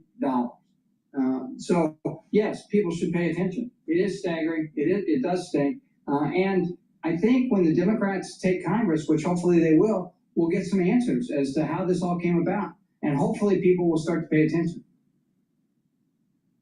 I mean, $9 billion. Now, of course, what we hear from the Trump sons will not be surprising. Eric Trump and Donald Trump Jr. told the New York Times they weren't involved in the specifics of this $1 billion deal. Eric Trump says he's been a passive investor with absolutely no management role. Now, the New York Post says it comes after Don Jr. and other Republicans spent years, obviously, bashing Hunter Biden's work with Burisma. But, what I'm curious about, Ty, is when we keep hearing again and again from whether it's Trump, it's not even compared. Hunter Biden was put on the board with zero experience. And there was probably some kickbacks that were going on there with the whole, and then you're talking about the Iran war and, the overthrow of the government in 2014 and there was lots more complications going on with Ukraine and the corruption in Ukraine. How can you make the comparison between Hunter Biden and Burisma and a blind trust investing in crypto? This is what I mean. The media hates Trump so much. Now, Trump has problems. I think he's failing as a president right now. But the thing is this: stop whining. Stop whining.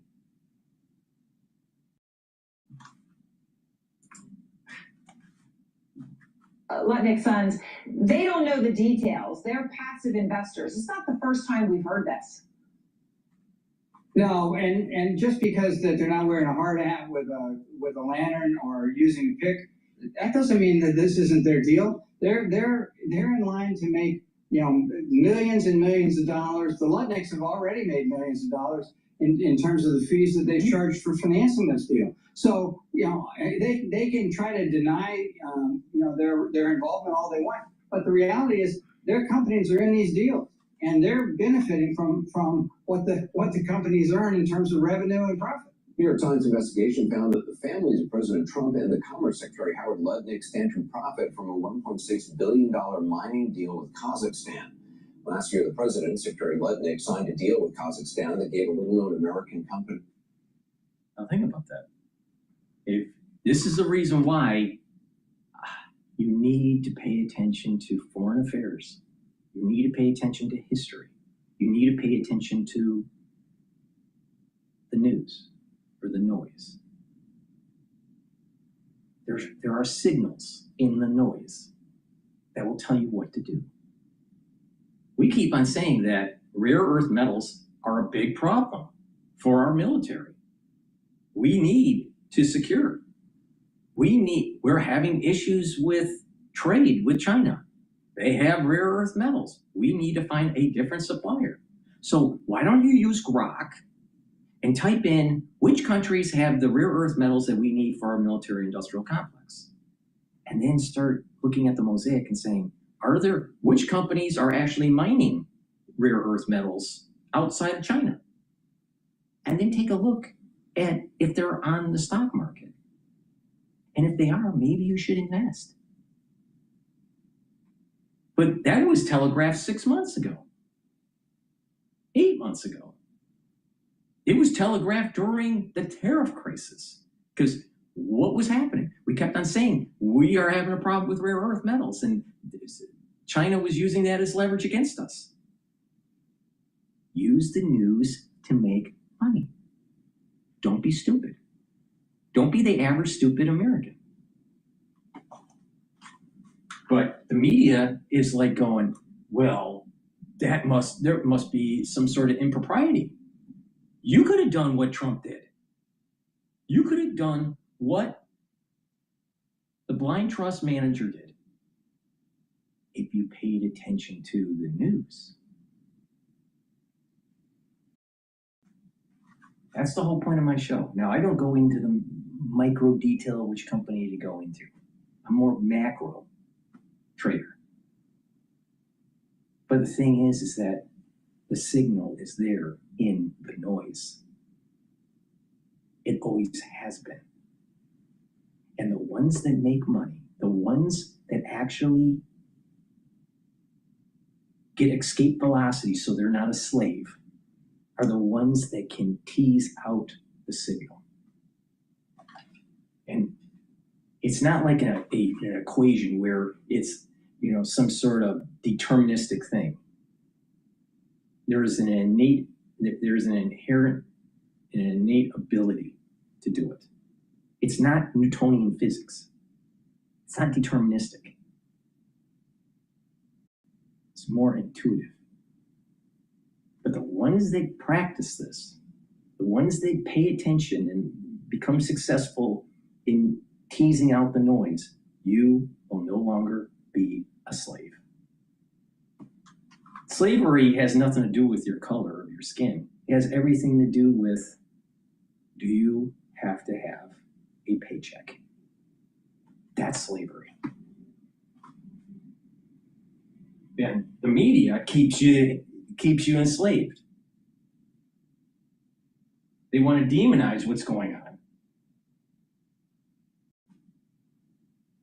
But the people that actually turn the world in finance are the ones that listen to the noise. The ones that tease out the signal. But they want to say, oh, no, don't do that. That's bad. But yet, it was telegraphed a year ago what to do with rare earth metals.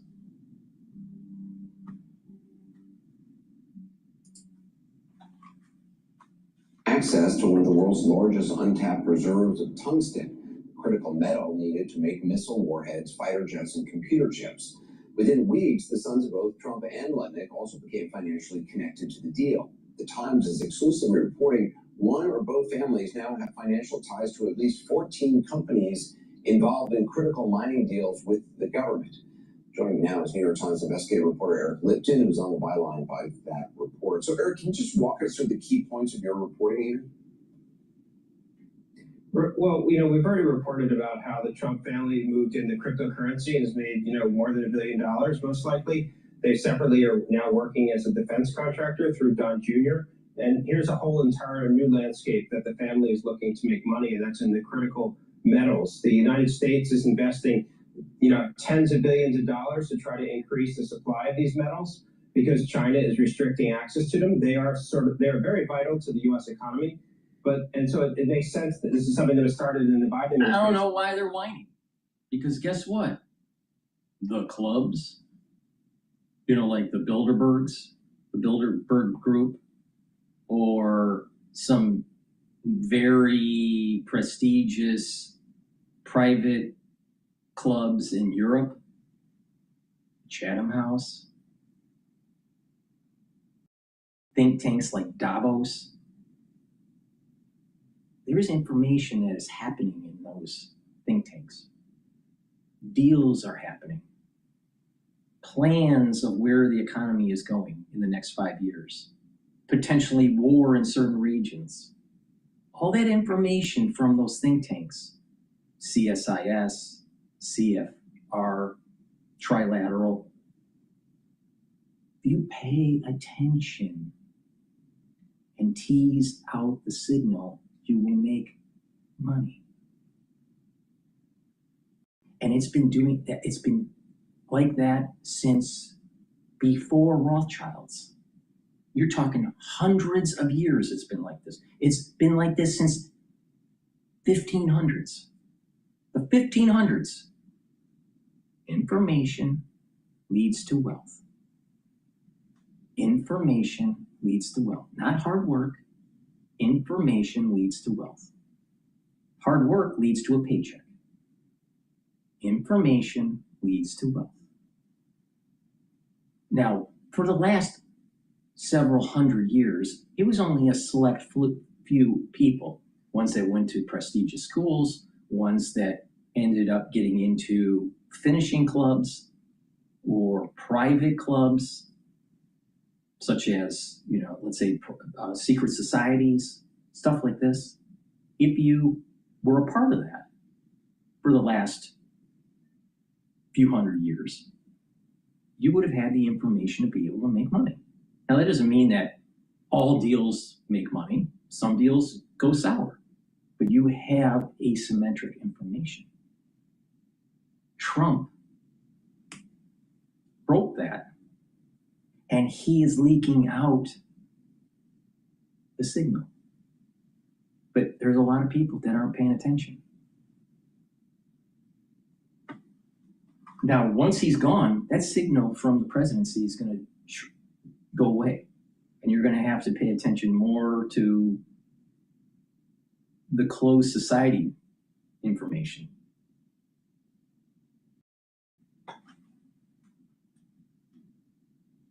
Well, why doesn't Mr. Yale, Anderson Cooper, say this to the American public? He's worth, I don't know, probably more than $100 million. He's Vanderbilt. Now the Vanderbilts blew up all their money, wasted it, so he had to work. But he's done pretty well for himself. He's smart. He's a Jeopardy, he's a Jeopardy grand wizard.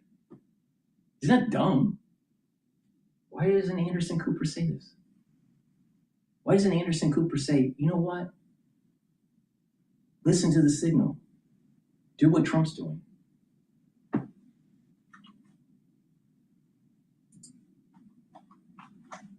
That this be done. But at the same time, as the U.S. government is moving to put tens of billions of dollars into companies to help them, build out new mines in the United States and around the world, the Trump sons have started to invest in the same sector, not only in the sector, but in some of the companies. They're investing in America. They're investing in America. They're investing in the American future. That's what they're doing. And everybody can do that. Everybody.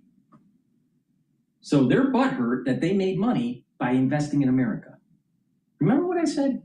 Never, ever, ever bet against the United States.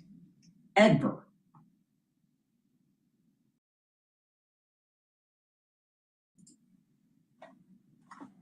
Government is backing. And separately, the family of Howard Lutnick, the Commerce Secretary, is helping a bunch of these companies raise capital in the private sector. So both of them are touching these deals. Now, the Lutnick family is not actually directly involved in the Kazakhstan deal, but they're helping one of the partners in the Kazakhstan deal raise more than $200 million in just around the same time as Dad Lutnick was helping negotiate something that was going to benefit the same businessman. So, what you're seeing, a crossing of interest of the government actions and the family private interest, which is something we've seen a number of times in this administration, but it's quite unusual in American history.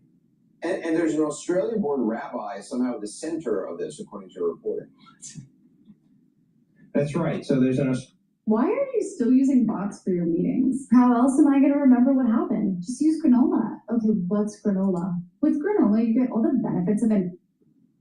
That's right. So there's an Australian executive who is in the mining sector, and he's the one that negotiated access in Kazakhstan to these deals. And he also was the co-founder of a separate company called USA Rare Earths, and he's also a shareholder there that's also slated to get billions of dollars. And Lutnick went out of his way to try to get the Kazakhstan government to give this contract to his company. So he's benefiting from potentially as much as like $5 billion worth of U.S. assistance.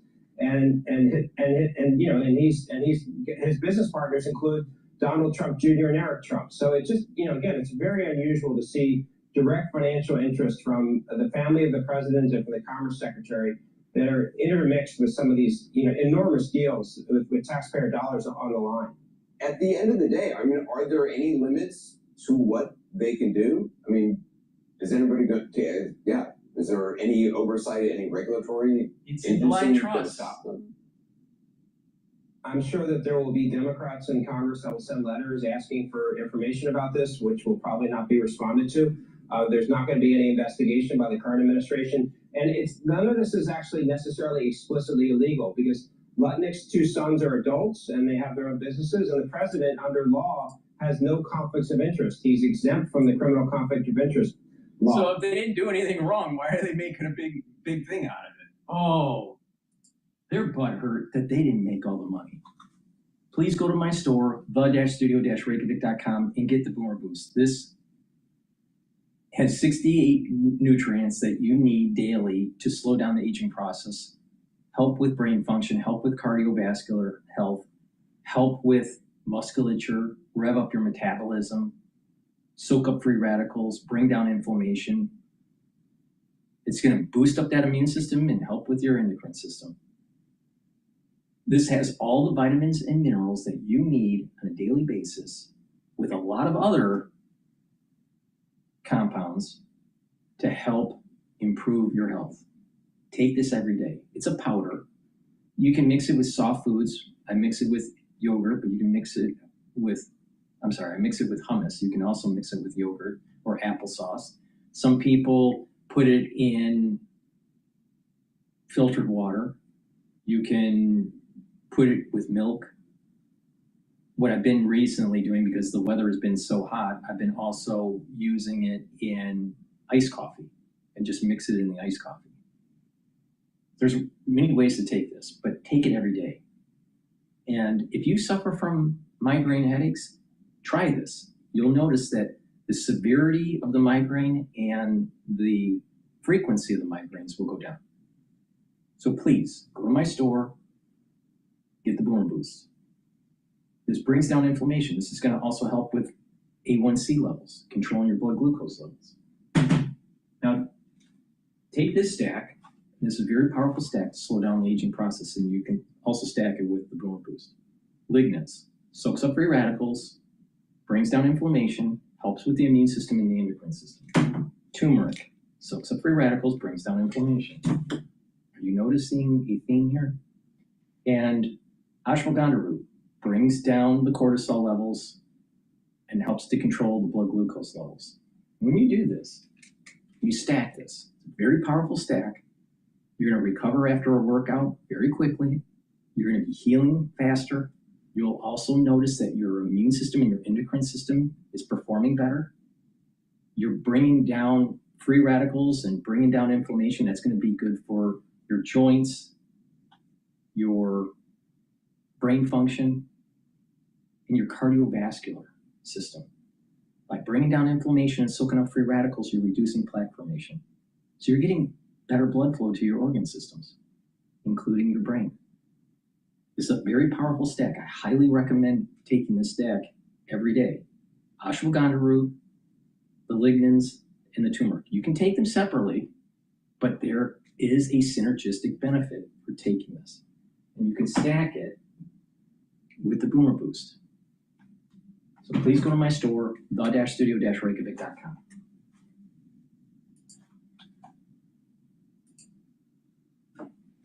The government, and that would be inappropriate, but it's unclear if it would be explicitly illegal.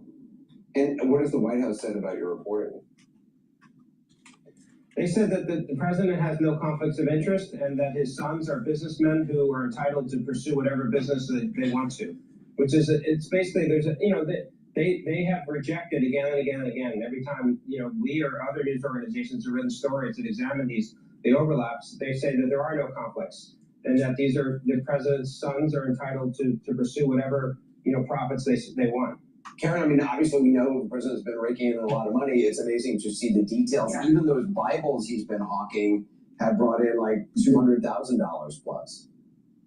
Yeah, he's doing very well. The presidency has been very good for his bottom line. And, as I've always said, this is a coin-operated presidency, really. And you just put money in and to give to him, and then he gives you other things. And this is exactly what's happening with the crypto stuff, which is he's getting a fee no matter what, even though the value of the crypto has gone down now 83%, so everybody else loses. So he's taking from the people who buy it.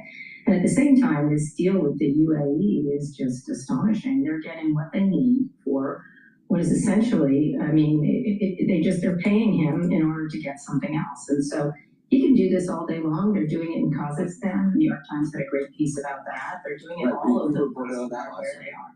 Yeah, right. That's another deal that they're making in Kazakhstan, that the Trump's sons are involved with a whole bunch of other businesses related to it.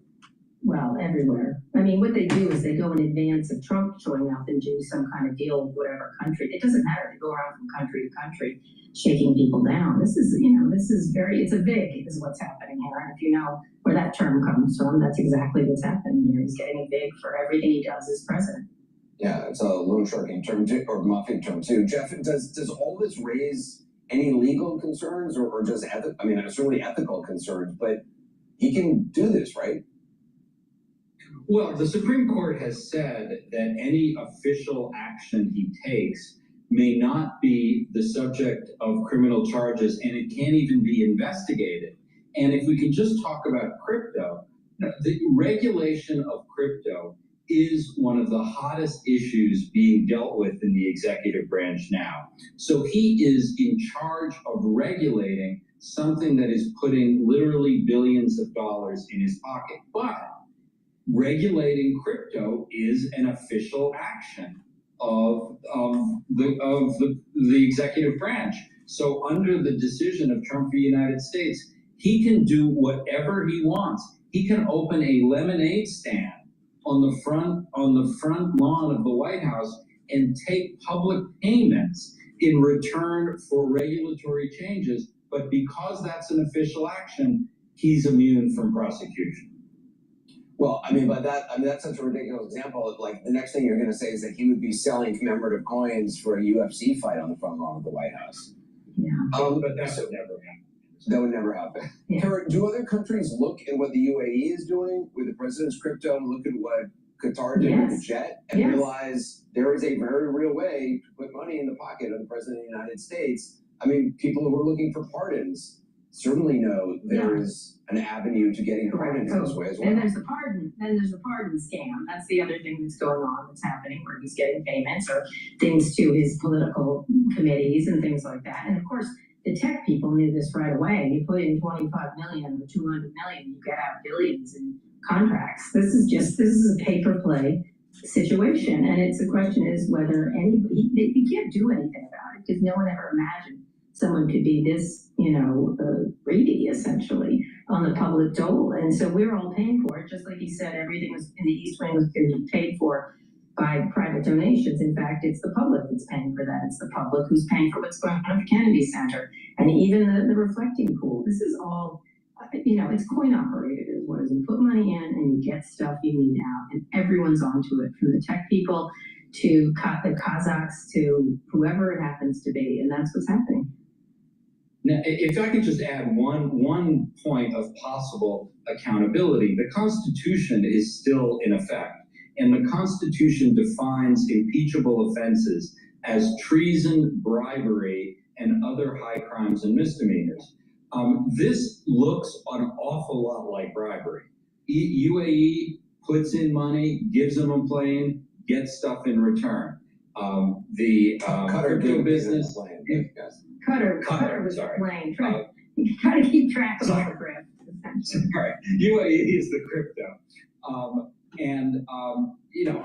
I don't think, certainly the Congress in its current state of Republican control is not going to do anything, but bribery is specifically mentioned in the Constitution, and this looks an awful lot like bribery. But at the end of the term, as Joe Biden pardoned his, family members, they'll just pardon everybody, proactively. And there's nothing, for people who think, well, afterward there'll be investigations and the like, there can just be blanket pardons, right, Joe?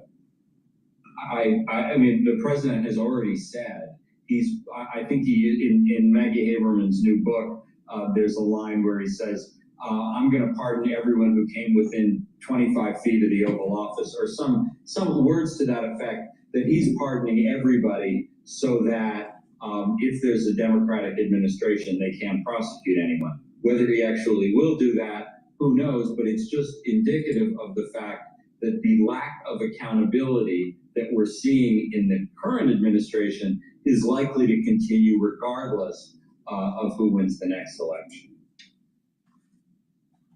Please go to my store, the-studio-reykjavik.com. Get the collagen. This will help with the health of your skin, nails, and hair, musculature, bone density, and joints.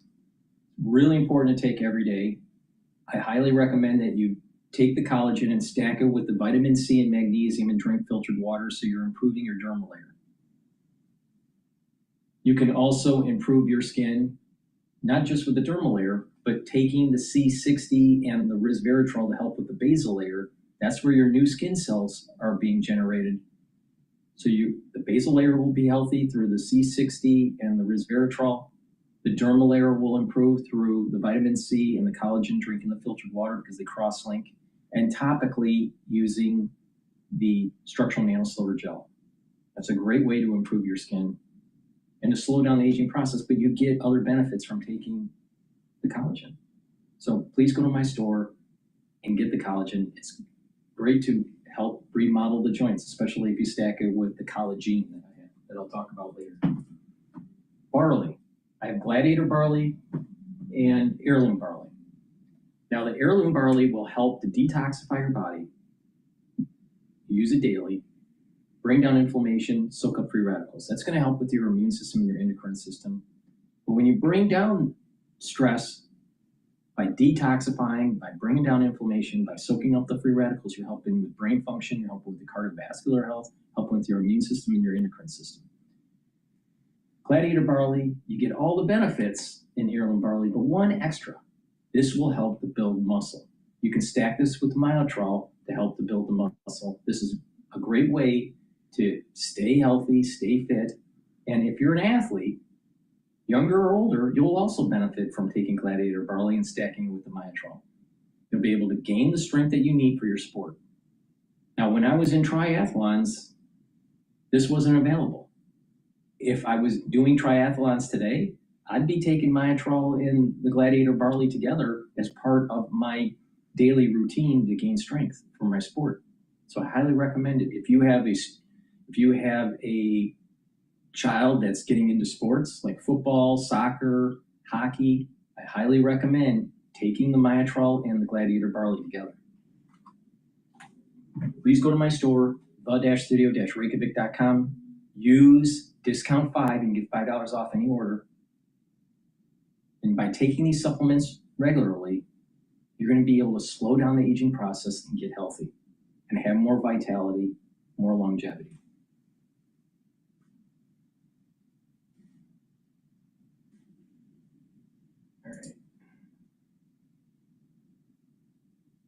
All right, let's listen into the falling oil prices. Oil is trading at oil is trading at 68.72.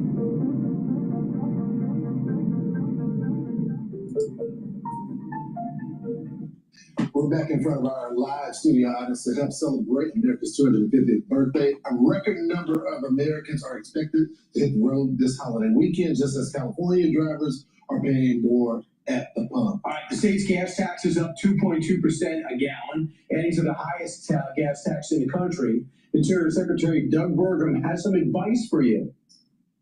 So if anybody's driving for the 4th of July holiday, here's a tip. If you want to save over 50 cents on a gallon of gas, fill up in a red state. The average price in red states is 50 cents lower than it is in blue states. But blue states, and I say blue states, those are states controlled by state legislatures that have adopted policies of less energy subtraction as opposed to energy addition. President Trump, his energy policy laying the foundation for peace in the Middle East. Yeah. And let's bring in Charles Payne. He's the host of Making Money. And Charles, the president has said his goal is $2.50. America $2.50. His goal for gas is $2.50. We can get close to that before the end of the year. I mean, look how quickly crude has come down. At one point, we spiked to 121. We came down very quickly. It was always, even with the worst headlines, right around early March, late April, just something, late March, early April, something turned. And, the market's been convinced that the conflict would be short-lived. And, we're coming down quickly. We're already at 70. I think we'll be at 62, 60 by the end of the year on crude. And that's going to translate to much cheaper gasoline. We got 45 ships through the strait yesterday. So the gases and oil go in the right direction, even though you can't trust Iran, and we might end up in a conflict. But the big picture you say is look at the market. There's something going on here. Well, it's 250 years. We just closed out the second quarter. The NASDAQ was up 21%. The S&P was up 16%. You talk about American exceptionalism on display. This is amazing, absolutely amazing, the amount of money that's being made right now. The companies that have been resurrected. Think about Micron, a company born in 1979 in Idaho. Someone in Idaho said, I want to do a semiconductor company. They barely survived. Ronald Reagan kept them in business, right? Because he pushed back against the Japanese, and now the hottest company in the entire world.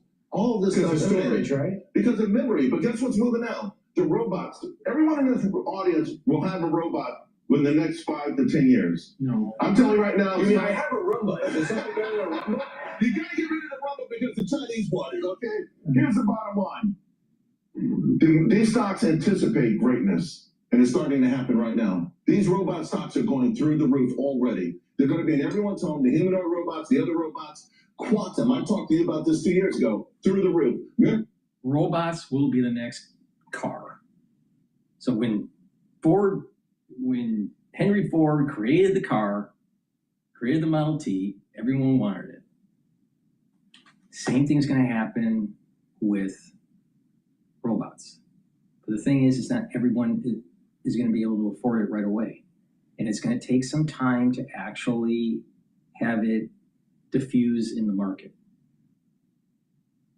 The early adopters will be paying a higher price. But over time, after a few upgrades, the robots will be running more efficiently, be more robust. But in 10 years, I can see a good percentage of the population having a robot, maybe 40% of the population in the United States. I can see that in 10 years. In 5 years, it's only going to be the wealthy that have it. The uber wealthy and upper middle class, but not everybody within that will have it. They won't feel comfortable having it in their home, or don't want to pay for it, or whatever, waiting for the next upgrades, the next generation of the technology. But when you have something new, it takes a while for it to diffuse. Not everybody had a Model T right away. It took some time for cars to diffuse. And homes will have to be redesigned in such a way where if you have a family of 4 and then all of a sudden you buy a robot, where is the robot going to be? In the garage? In the basement? Do they have their own room? There's some social dynamics that we haven't really talked about with a, quote, robot in your home. So it's going to take 10 years for, quote, mass adoption, not 5 years. It'll be available within 5 years, but it's not going to be, there won't be mass adoption of it in 5 years. And it'll be more like in the 10-year mark. Phenomenal. So listen, this is Tesla. Tesla's going to run with the robot stocks. They have this Optimus, which ultimately they may be taken over by SpaceX. But Charles, there is an entire movement that want to stifle creativity. And the people that are making money within this stock market, they want to take that wealth away and give it to other people. Right. This 250, what's your message to those? Well, my message is that take a quick look at Germany. If you look at the top 10 stock markets in the world, only 2 are in Europe. Only 2. Imagine that. Only 2. I think it's France and the UK. They're sliding off. They're sliding off. Why? Because of those policies that all they do is punish success. All they do is harm success, tax it, intimidate it. In our country, what I love is since 2020, the bottom 50% of Americans had $150 billion in the market. Fast forward 5 years later, we're at $600 billion. It's the bottom. By the way, it's still only 1% of the market. This is how you want it. If you talk about shared prosperity, we talk about politicians all the time. Shared prosperity isn't taking it from Brian and giving it to someone else. Shared prosperity is we all benefit from the backdrop of America where all this greatness is being created. Let our audience benefit from you. Let's go to Edie. Edie, you have a question for the great Charles Payne, ladies and gentlemen? Yes. I want to know, because I heard you say gas prices will go down maybe by the end of the year, but when will they really go down? Well, they have really started going down already for percentage-wise. Look at where we were a few weeks ago. Percentage-wise, this is a huge drop percentage-wise. Now, it feels like they go down slower than they go up. Remember, these only 30% of them are owned by large, Chevron. Over 60%, 65% are owned by mom-and-pop dealers. So they buy a bunch of gasoline at $75 a barrel, or let's say $80 a barrel. And you look at the news, well, golly, now it's down to 70. It went down so much. Well, they bought it already. This is the gas that they're selling you. They're not going to, these are mom-and-pop people struggling. So give them a chance to sell the gas that they paid for already, get this cheaper gas in, and pass on the savings to you. Rise like a rocket, falls like a feather. Exactly. It takes about a month and a half, 2 months to see the effects of lower oil prices translated to gasoline. Because the refineries were processing gasoline that's currently on the market at a higher cost. So it's going to take a little while. There's a lag. But people, they don't think. They just think everything is immediate. Everything's immediate. No, there's lags. It takes time. You need lead time to do things. And maybe it's because of the environment I was in as a kid or and as an adult. I was surrounded by professionals. I was surrounded by engineers. I was surrounded by people that built things. So It was just common sense, very scientific environment that I was raised in. I was shocked during the crisis in 2020 how stupid people were in terms of not understanding science, not understanding mathematics, not understanding biology, not understanding history, not understanding some of the things that they should have learned in high school. But that comes to the point that I've been making for a long time. 20% of the population or less in the United States actually moves the ball forward. 80% is just riding the coattails of the 20%.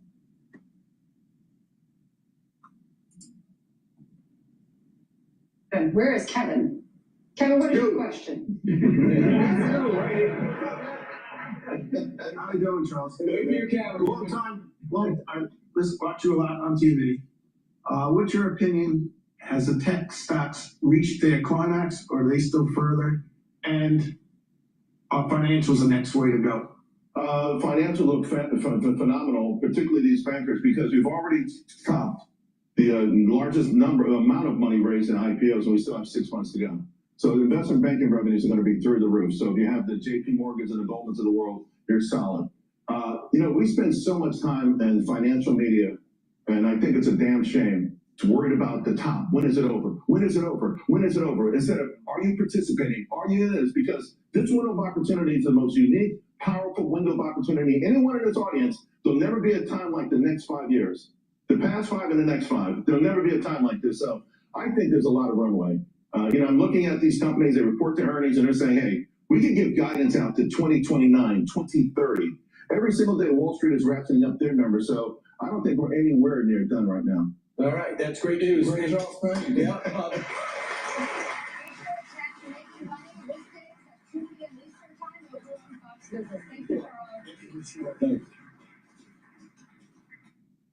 Be sure to like and subscribe for all the Fox News latest on YouTube and catch full shows streaming now on Fox One.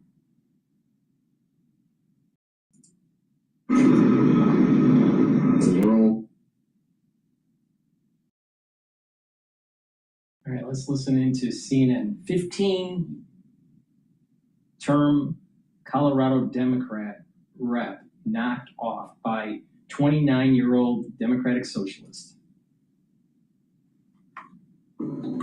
People want to know that they're electing someone who's in this work to fight for them, who they know cares about them. And the goal of our campaign was to break through. We broke through a lot of negative ads. We broke through a lot of noise because I believe in the power of people. And then you had Mila Quiros beat a nearly 30-year incumbent Congresswoman, Diana DeGette, last night. Quiros, the latest Democratic Socialist to win their primary. We believe that fundamental change can and will happen if we fight for it. See, this is it. This is what I've been saying. I was mentioning about the composition of the country will be changing because of illegal immigration, with this birthright citizenship ruling by the Supreme Court. What are you noticing with Democratic Socialists in general?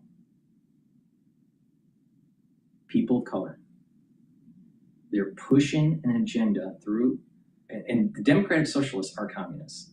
It's just in a different name so they can be funded through the Democratic Party. And the Democratic Party internally needs to say, if you're a Democratic Socialist, you are no longer a Democrat and you don't get the funding for it and you're a third party.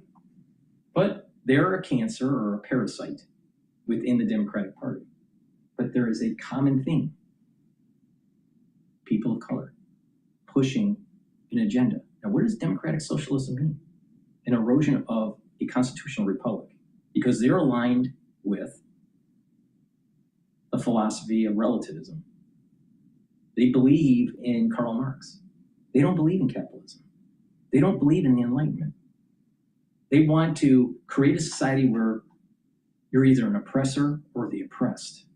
And if you're an oppressor, we have to take away your property. We have to take away your rights. Yet John Locke said it's about life, liberty, and property rights. So they're not aligned with the Enlightenment. Our country is about capitalism and is about the Enlightenment. That is the constitutional republic that our forefathers created. Now, it wasn't perfect. We're in this process of renewal to make a more perfect union, but it's predicated on some core beliefs, core principles, and a foundation. It's about the Enlightenment. It's about a constitutional republic. It's not about relativism and communism. And this is what you're getting. So this birthright citizenship through illegal immigration is going to change the face, literally, of the population of the United States in the future. And if we don't push back and stop this cancer, we are not going to have a constitutional republic. Just listen to them. They hate America. They hate God. They hate your family. They hate the country.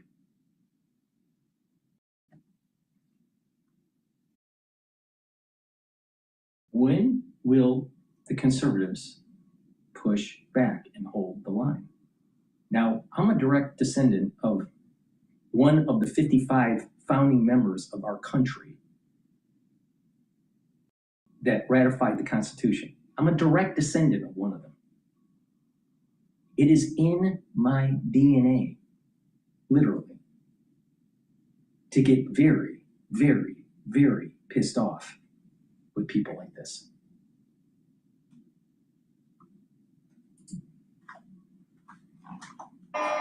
If we organize and show no fear in standing up for what's right, that is the message that Denver has sent to both parties, to Donald Trump, and to the entire country.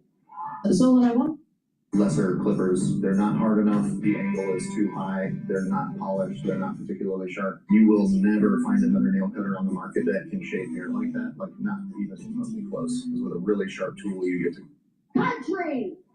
So I want to start with you because back a few months ago when there was infighting in the DNC itself, there were all these people that were like, I'm taking my toys and going home, right? Like David Hogg, I'm going to go spend my own money. Justice Democrats, we're going to recruit our own people. There was this real sense that there was going to be money spent elsewhere by different recruiters for different reasons. And I want to show the viewers right now how well Justice Democrats are doing, as it turns out. Primary winners, I think I'm looking at a count of up to 8 faces here.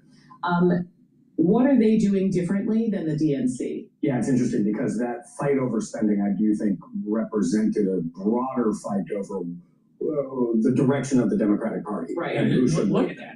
And you have 8 Democrat primary winners, and all of them are a person of color. And most of them are double minority because it's a person of color and a female.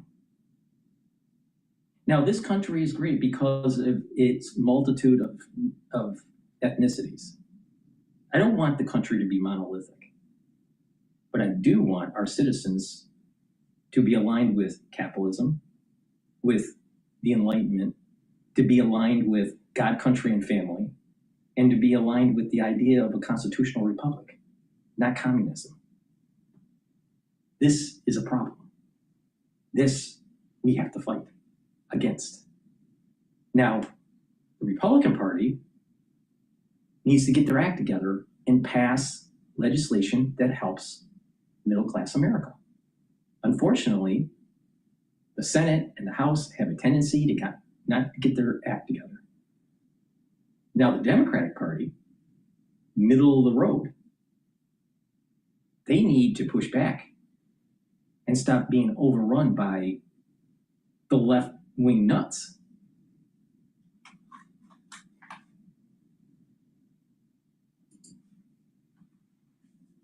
we're seeing with this series of wins, the ones you just outlined, but also we're coming Yeah. a week after Those are in Harangue Colorado, sweep New in New York. Jersey, California, Right. even Texas. Right. Across the country. I do think the themes in these races speak to, they resonate with something broader in the Democratic base across the country, right? In the last presidential campaign, I would often hear from Democratic voters, they didn't feel people represented them. You just highlighted somebody who won a generational race, right? Yeah. She was born a year after the incumbent won her first race. But with the views that come with that in some cases. And that brings us to Israel as well. We have seen Israel and the issue of whether the Democratic Party will support U.S. support for Israel, that has resonated both in New York and these races. I think I'm also fascinated by that because what happened with Kamala Harris and Biden is they truly struggled to talk about Israel and Gaza when that fight was at its height. Then you have someone like Milad Kiros. I want to play one more thing from her, this Colorado congressional candidate who had a win, because she uses an argument that you wouldn't have heard from the Biden administration last fall. When I wrote a letter defending students' rights to protest the genocide in Gaza, my law firm told me, take it down or you're fired. I didn't flinch. We will not wait to put an end to the politics of the past, to get big money out of our politics, and to reject corporate PACs and APAC. And no, we will not wait. How is this any different than what was going on during Mao in communist China? You know, with the Red Book, and they were trying to do a purge of the culture, their cultural purge. What about Ayn Rand when she wrote in Atlas Shrugged about when you start destroying the engine of commerce and start pushing all these social programs, the system fails. People leave. Where's John Gold? This is happening in real time. And authors and prior historical events have been warning us of this, but we weren't paying attention to the signal. And here we have. We're literally in the beginnings of a civil war in the United States. Whenever capital is threatened, there's war. It always happens that way. Always. When capital is threatened, there's war.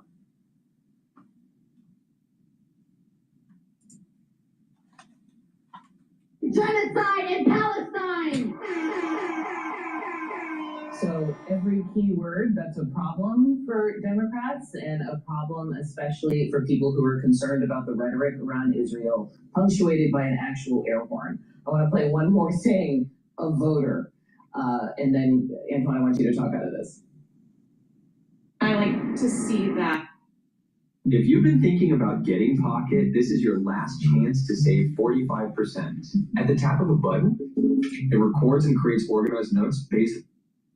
I like to see that she has more socialist ideals. I think people are tired of our tax dollars being spent overseas and on bombs to kill children. I'm anti-APAC, and so I just wanted to vote for someone that was standing up against Israel, and I knew that the incumbent was for Israel, so I voted against her. People like heroes. Well, I do think that AIPAC is way too involved in our politics. But it's not just the Israeli PAC group. What is more important to focus on is that all PACs are a problem. Not just the Israeli PAC. All PACs are a problem. The campaign financing is an issue. This is how our elected officials are bought and captured, compromised. They don't really care about their own constituents. They really only care about the funding mechanism through the PACs. So it's a problem. Now, I'm against the Israelis being involved in our politics.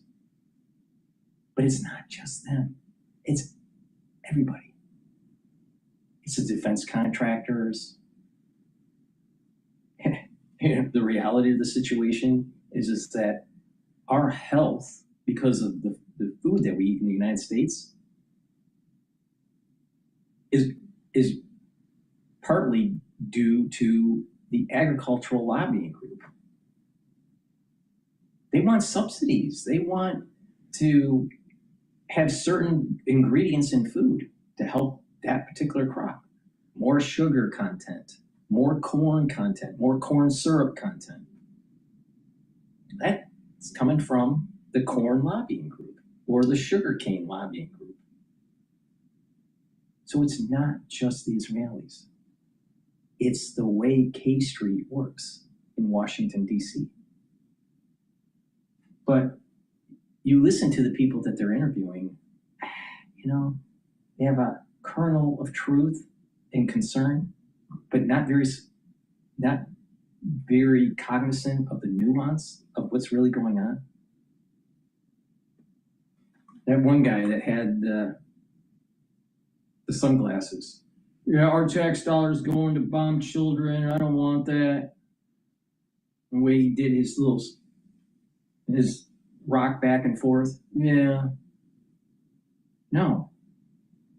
Sometimes you have to have war. And, oh, guess what?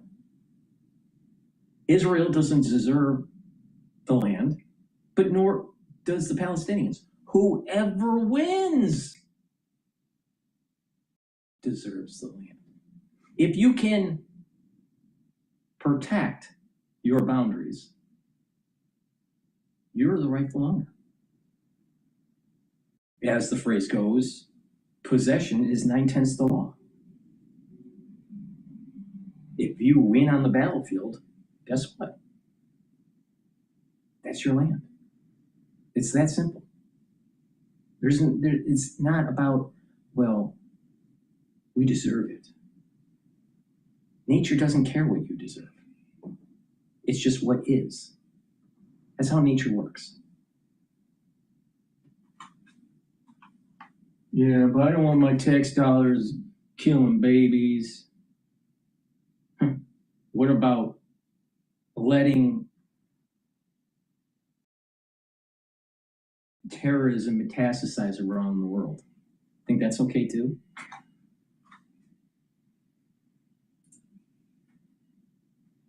Setting more like compelling arguments about how to make this country better for everyone.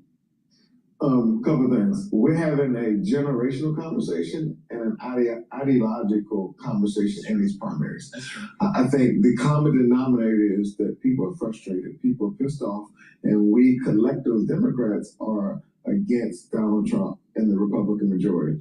How we talk about these issues has defined these primaries. But I will make the continued argument that the most important thing for Democrats to remember is 218 is the name of the game. You can talk boldly and loudly about all of these policies, but if you cannot govern, if you do not win, and losers do not legislate.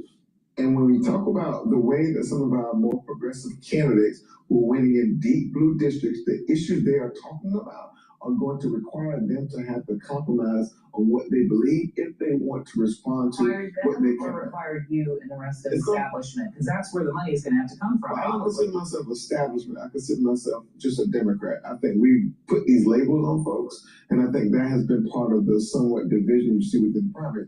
At the end of the day, when you go into the United States Congress, you're labeled as a Democrat versus Republican. We should anchor that there. But the second point is what we're seeing across the board. I think this is probably true in Republican primaries. It's easier to vote against something than it is to vote for something. So people are voting for who has been in charge and who they feel like are leading. Harry, can I have you answer that? Especially to this point, I'm looking at, like, for instance, the post-response to the Supreme Court upholding bans on trans athletes. This kind of follows what he's saying. It's easy to say no. No is easy to put in a headline. It's easy to put it in ad. No, that's exactly right, Audie. And I think that candidates like this that are more radical, where the mask has come off, they're winning in deep blue districts, right? Zohar Mamdani is not running in Virginia; he's running in New York City, and the same thing here. It's going to be interesting to see how these new, more radically left-wing candidates fare in terms of the upcoming midterms. But it's also going to be interesting to see how they change the coalition for the Democratic Party. When President Trump came on the scene back, 10 years ago, he changed the makeup of the Republican Party. And I could see a lot of these higher propensity voters. An example? Please. Here's an example of someone who thrives in the Trump era. The Colorado candidate for governor on the Republican side. These are the kinds of questions and back and forth he's dealing. I just want to play this for the audience before we go. Your campaign website falsely claimed that you had rescued more than 45,000 women and children. You claimed that you once called in a U.S. military airstrike that killed 70 ISIS fighters. You perform exorcisms, commanding demons to come out of people. Your claim that your abusive stepfather forced you to kill a man when you were 7 years old, is that the only person you've ever killed?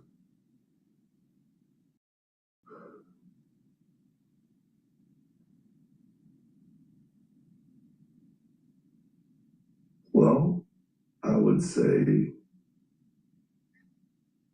as a child, yes.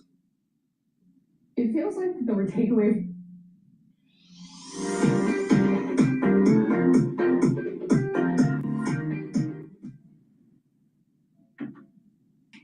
You have a choice to make. With AI, we have an opportunity to influence a future that will not be determined by machines only. It feels like the takeaway for Republicans has not been radicals don't need them. It seems like it's like certain people are more than encouraged by the current environment. I would ignore people like this. Why? He's running for governor. No, I know, but I'm from Illinois, right? And so what happens in these deep blue states where like Republicans basically give up on is It's not Colorado, by the way. It's not deep blue, but go on. Colorado's pretty blue, Audie. But look. I would look more to the states like Virginia and New York. But then why run a guy like that? Because a lot of the serious people are not running in Colorado. If I was a serious candidate for GOP, not just run a guy, but he's leading in donations in that race as well. Look, there's money. Donors, probably not from Colorado, are donating money. And what I will say is that the people, the actual voters, they feel like both establishments are screwing them over. They feel like they're getting behind further and further. And that's the Democrats and the Republicans. Let's go right to CNN senior political analyst Mark Preston for the latest on all of this. This country is falling apart. Thank God for the 20% that actually know what they're doing. Please go to my store, the-studio-reykjavik.com. Get the structural nail silver toothpaste. This will whiten your teeth, freshen your breath, reduce inflammation at the gum line, improve your gum line health. It'll help the health of your oral hygiene. It'll improve that oral hygiene. And with good oral hygiene, you're reducing the chances of cardiovascular problems and valvular problems. Use this every day. It has no fluoride. It is the best toothpaste that you can get. It neutralizes because it has the structural nanosilver. It's really important to take during the cold season, but use it every day. Another thing that you should be using every day is either Cleanse, which is 30 parts per million, or Max 35, which is 35 parts per million, or Max 14, which is 14 parts per million. They're at different price points, but you use it the same way. Take a tablespoon of this, swish in your mouth, gargle 20 seconds, and swallow. It's really simple. What this does is it neutralizes, helps the health of your oral cavity, helps to maintain a mucosal barrier, and helps the health of your epithelial cells in your oral pharynx. Super important because this will boost up your innate immune system. I've been using this protocol every day for over 6 years. So take my advice, do this, and what this will do is boost up that immune system and neutralize. And if you're not as sick as often, you slow down the aging process. Just take a simple observation. Look at people that are sick all the time. They age faster. So please go to my store, the-studio-reykjavik.com. Get the Max 35, Max 14, or Cleanse, and the Structural Nano Silver toothpaste. Use discount 5, you get $5 off any order.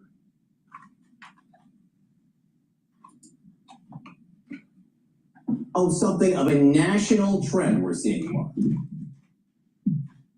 Well, you know, John, it's certainly not a one-off, and we've seen it over the past couple of weeks. There's been so much focus on New York City and Zoran Mamdani over the past year since his election, but we've seen that the progressive wing, the very liberal wing of the Democratic Party, is starting to push back against the establishment. If there was ever a generational shift, what we saw last night in Colorado, where Diana DeGette, who was considered a progressive in Congress, losing to somebody who is even farther to the left, shows you right now, as the Democratic Party has gone through 4 years of Donald Trump, again, has decided to push back against the same-day establishment. We've not only happened again in Colorado last night, we've seen it happen in Washington, D.C., we saw it happen in New York City, we've seen it happen in Georgia. We're seeing it happen all across the country right now. It's not a wave. Let us not tell anyone out there that it is a wave, but the fact of the matter is the Democratic Party right now is undergoing this whole transformation right now, and we're seeing these younger, more aggressive, progressive Democrats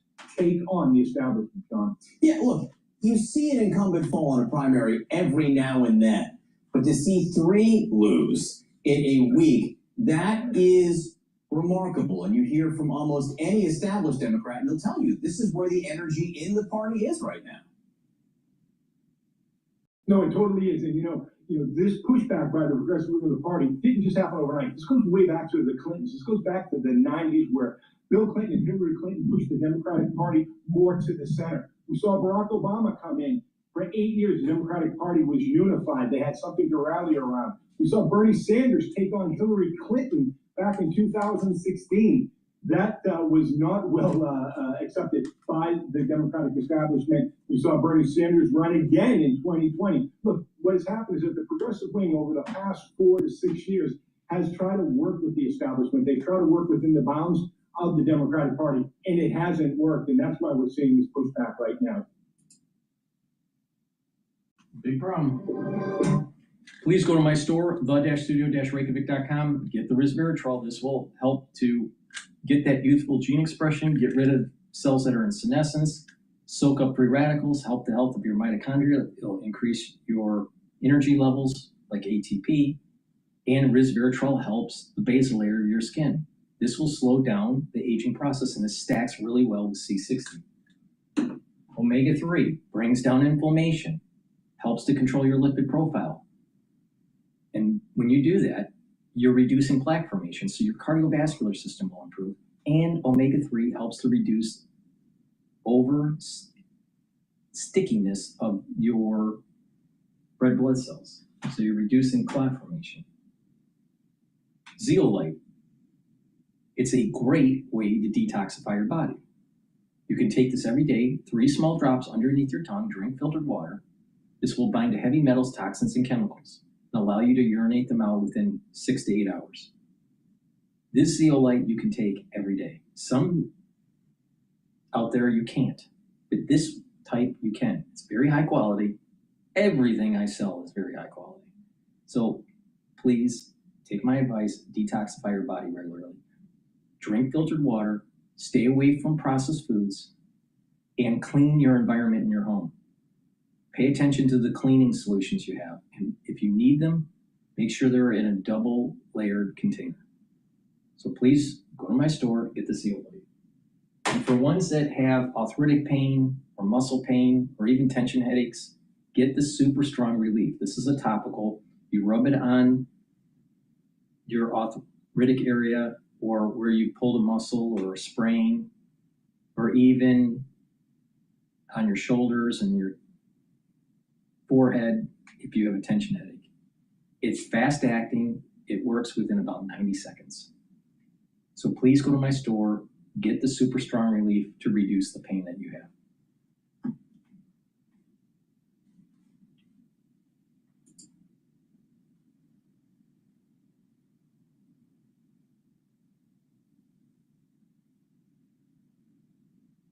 All right, let's listen into the Civil War with the GOP. Okay, Republican hardliners blocked floor activity.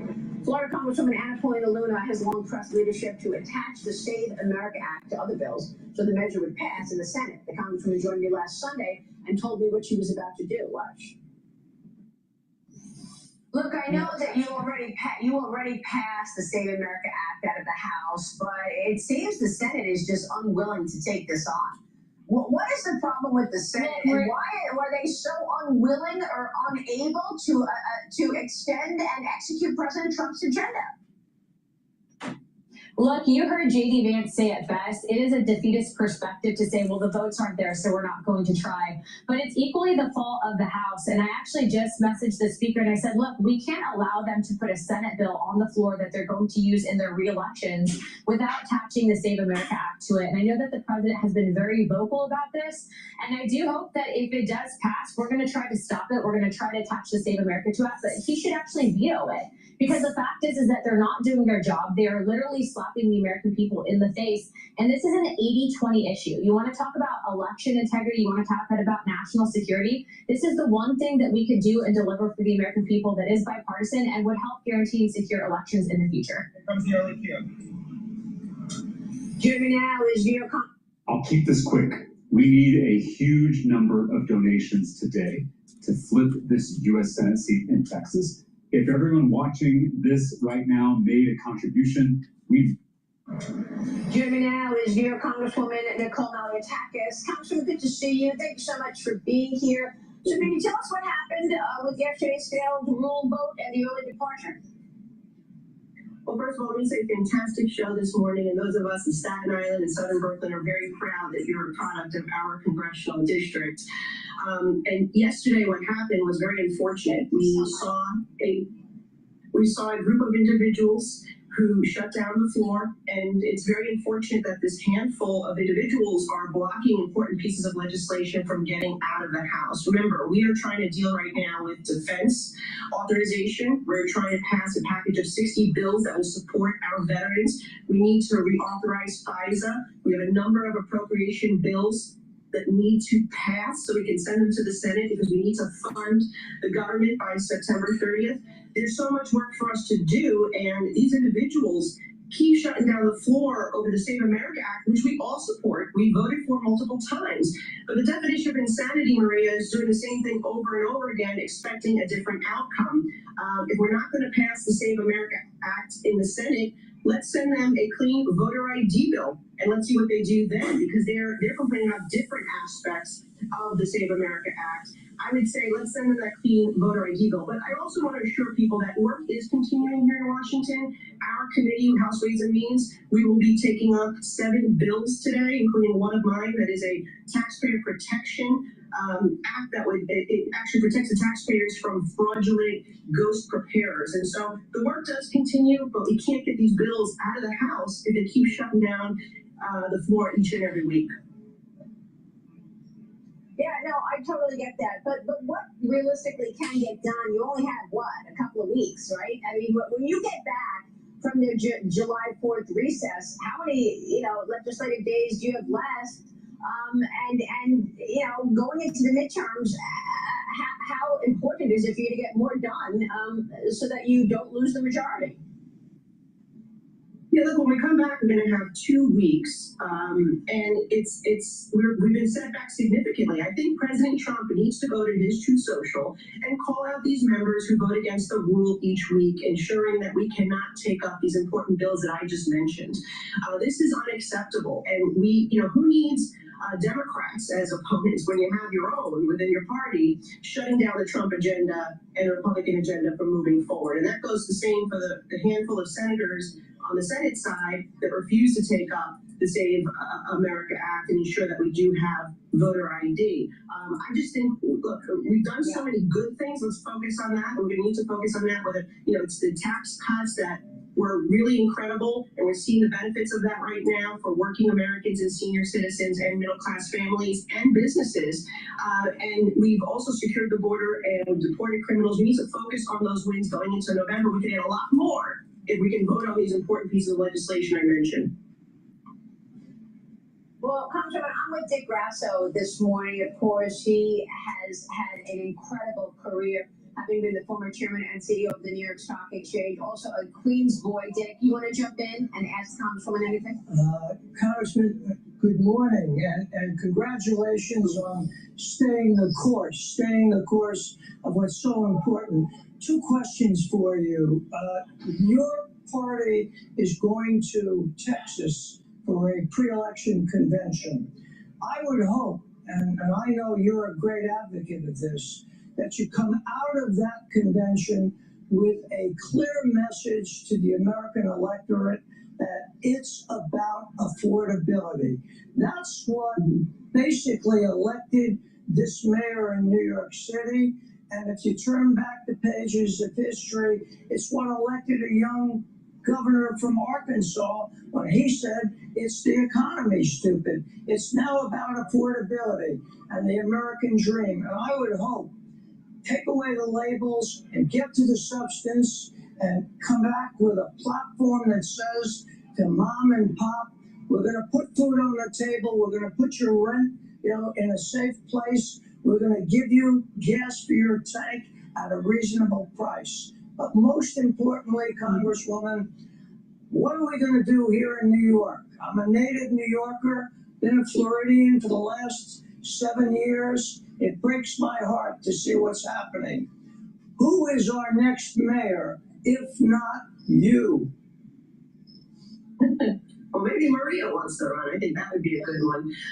Look, I already ran for mayor, as you know, in 2017. It didn't work out as I wanted it to, but I do believe that we as a party need to find a candidate, but we also need the business community and the public community and everyone in New York City to band together and support that individual. Running for mayor was very difficult. You got to have the resources to get out your message, and unfortunately, I didn't have that, and candidates that run as Republicans in New York City often don't get that type of support because people kind of throw in the towel and say a Republican can never win in New York City. I disagree with that sentiment. We saw it happen with Rudy Giuliani. The city had to hit rock bottom. We are in a very dangerous place with a mayor who wants to and is bringing socialism. We're seeing what's happening with the rent freeze that is crushing the landlords. We're seeing property taxes increase to the point where the city's unaffordable and it's driving people out. What people need to understand, or what we understand, is that socialism actually makes everything more expensive. But somebody has to pay for it. It puts pressure on the taxpayer, and therefore it will make the city more unaffordable. Exactly the opposite thing he promised. Now, on the federal side, what I'll say is driving down the cost is exactly what President Trump and Republicans are aiming to do. We passed an amazing housing bill that will increase housing stock, make loan access more accessible for first-time homeowners and homeowners in general. And we are addressing the issues of allowing people to keep more of their hard-earned money. Tipped workers, they were able to get a deduction of, on average, $7,000 as a result of the working families tax package. Seniors, thousands of dollars in savings, and what they've paid in Social Security taxes returned to them. The president also, let's remember, brought down gas prices down to $3. And we will go back down to $3 once we address some of these issues with Iran. We're already seeing that come down significantly. And then we passed a good farm bill that will address the issue of food security and bringing down those prices as well. All right, Congressman, we're going to be watching your work. We so appreciate you joining. Please go to my store, the-studio-reykjavik.com. Get the structural nano silver gel. It's dual purpose. You can use the tube form or the quick dispenser form called Renew. Very high quality, either product. And like I said, it's dual purpose. You can use it as a topical, daily topical, to improve your skin. You can put it on a cut, an abrasion, or a minor burn. It'll help to heal it quicker. During the allergy season, lightly coat your nostrils. It'll neutralize the allergen. And during the cold season, lightly coat your nostrils and put it on your hands. It stays active for 5.5 hours. Please go to my store, the-studio-reykjavik.com. Get the structural nano silver gel. I have collagen. This will help to remodel your joints. If you have arthritic pain or some sort of sports injury, you need to remodel the joint. Collagen will help to remodel the cartilage and the cushioning of the joint. block the pain gatekeeper NAV 1.7, so pain will go down. It'll also help to bring down inflammation and reduce the erosion of the joint by blocking the enzymes that erode the joint. This is a very high quality product that you should be taking every day to help to remodel that joint if you have arthritic issues or a sports injury. Stack it with the collagen that I have, so you have the basic components that you need to help to remodel the joint. Now with collagen, taking the collagen and doing some exercises like opening up the joint up to the point of pain and going a little bit more and counting to 30, do that 3 times, once a day, and over time, you are going to notice that you're going to be able to open up the joint and articulate the joint with less pain. You'll have more motion, degrees of motion. So get the collagen, get the collagen, and do those simple exercises I just mentioned, and you will be able to remodel your joint. The longer you wait, the longer it will take to heal. So please go to my store, get the collagen. And lastly, C60. C60 is a very potent antioxidant. It's almost 1,000 times stronger than vitamin C. What you do is you take a teaspoon a day, every day, preferably on an empty stomach in the morning. You'll notice that you recover quicker after a workout. Your immune system and your endocrine system will perform better. You're helping with your cardiovascular health by soaking up those free radicals and reducing the concentration of oxidized LDL. So you're reducing plaque formation. You're also improving your neurons by soaking up free radicals and bringing down inflammation at the neuron level. You're reducing the chances of amyloidosis.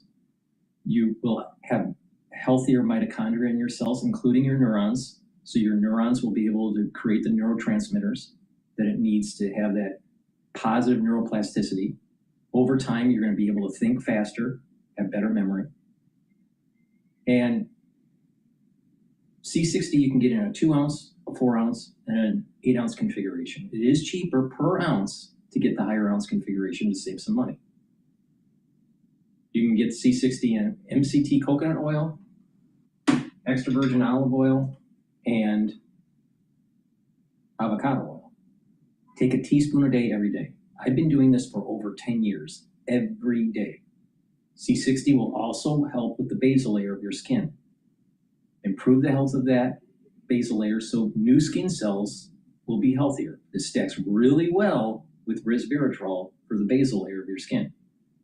And C60 can be stacked with Max 35 or Cleanse, Boomer Boost, the turmeric, ashwagandha, and lignans, and the probiotics. You do that protocol every day, and you'll be supercharging your anti-aging. You'll notice all these different systems will be performing better. You're not going to get sick as often. You'll look younger, you'll have more energy, you'll be more active. And it's a holistic approach. By taking the right supplementation and changing your lifestyle, by proper diet and exercise, proper sleep, learn new things, have some spirituality or some mindfulness to get your nervous system into parasympathetic mode so you're more calm, you will notice that you're slowing down the aging process.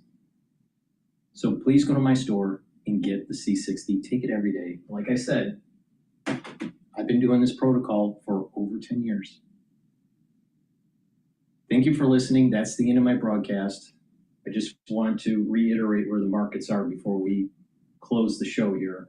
The S&P 500 is trading at 7,516. I have a year-end target of 7,800 to about 8,000. Once we get to the 8,000 level, we have to think about where the market might be going. But it's moving up. Now, if you paid attention in the early part of this video, you would have made money on the S&P 500 by longing and by shorting natural gas. I made money during this broadcast. Opened up the positions for the ones that are watching the live stream telemetry.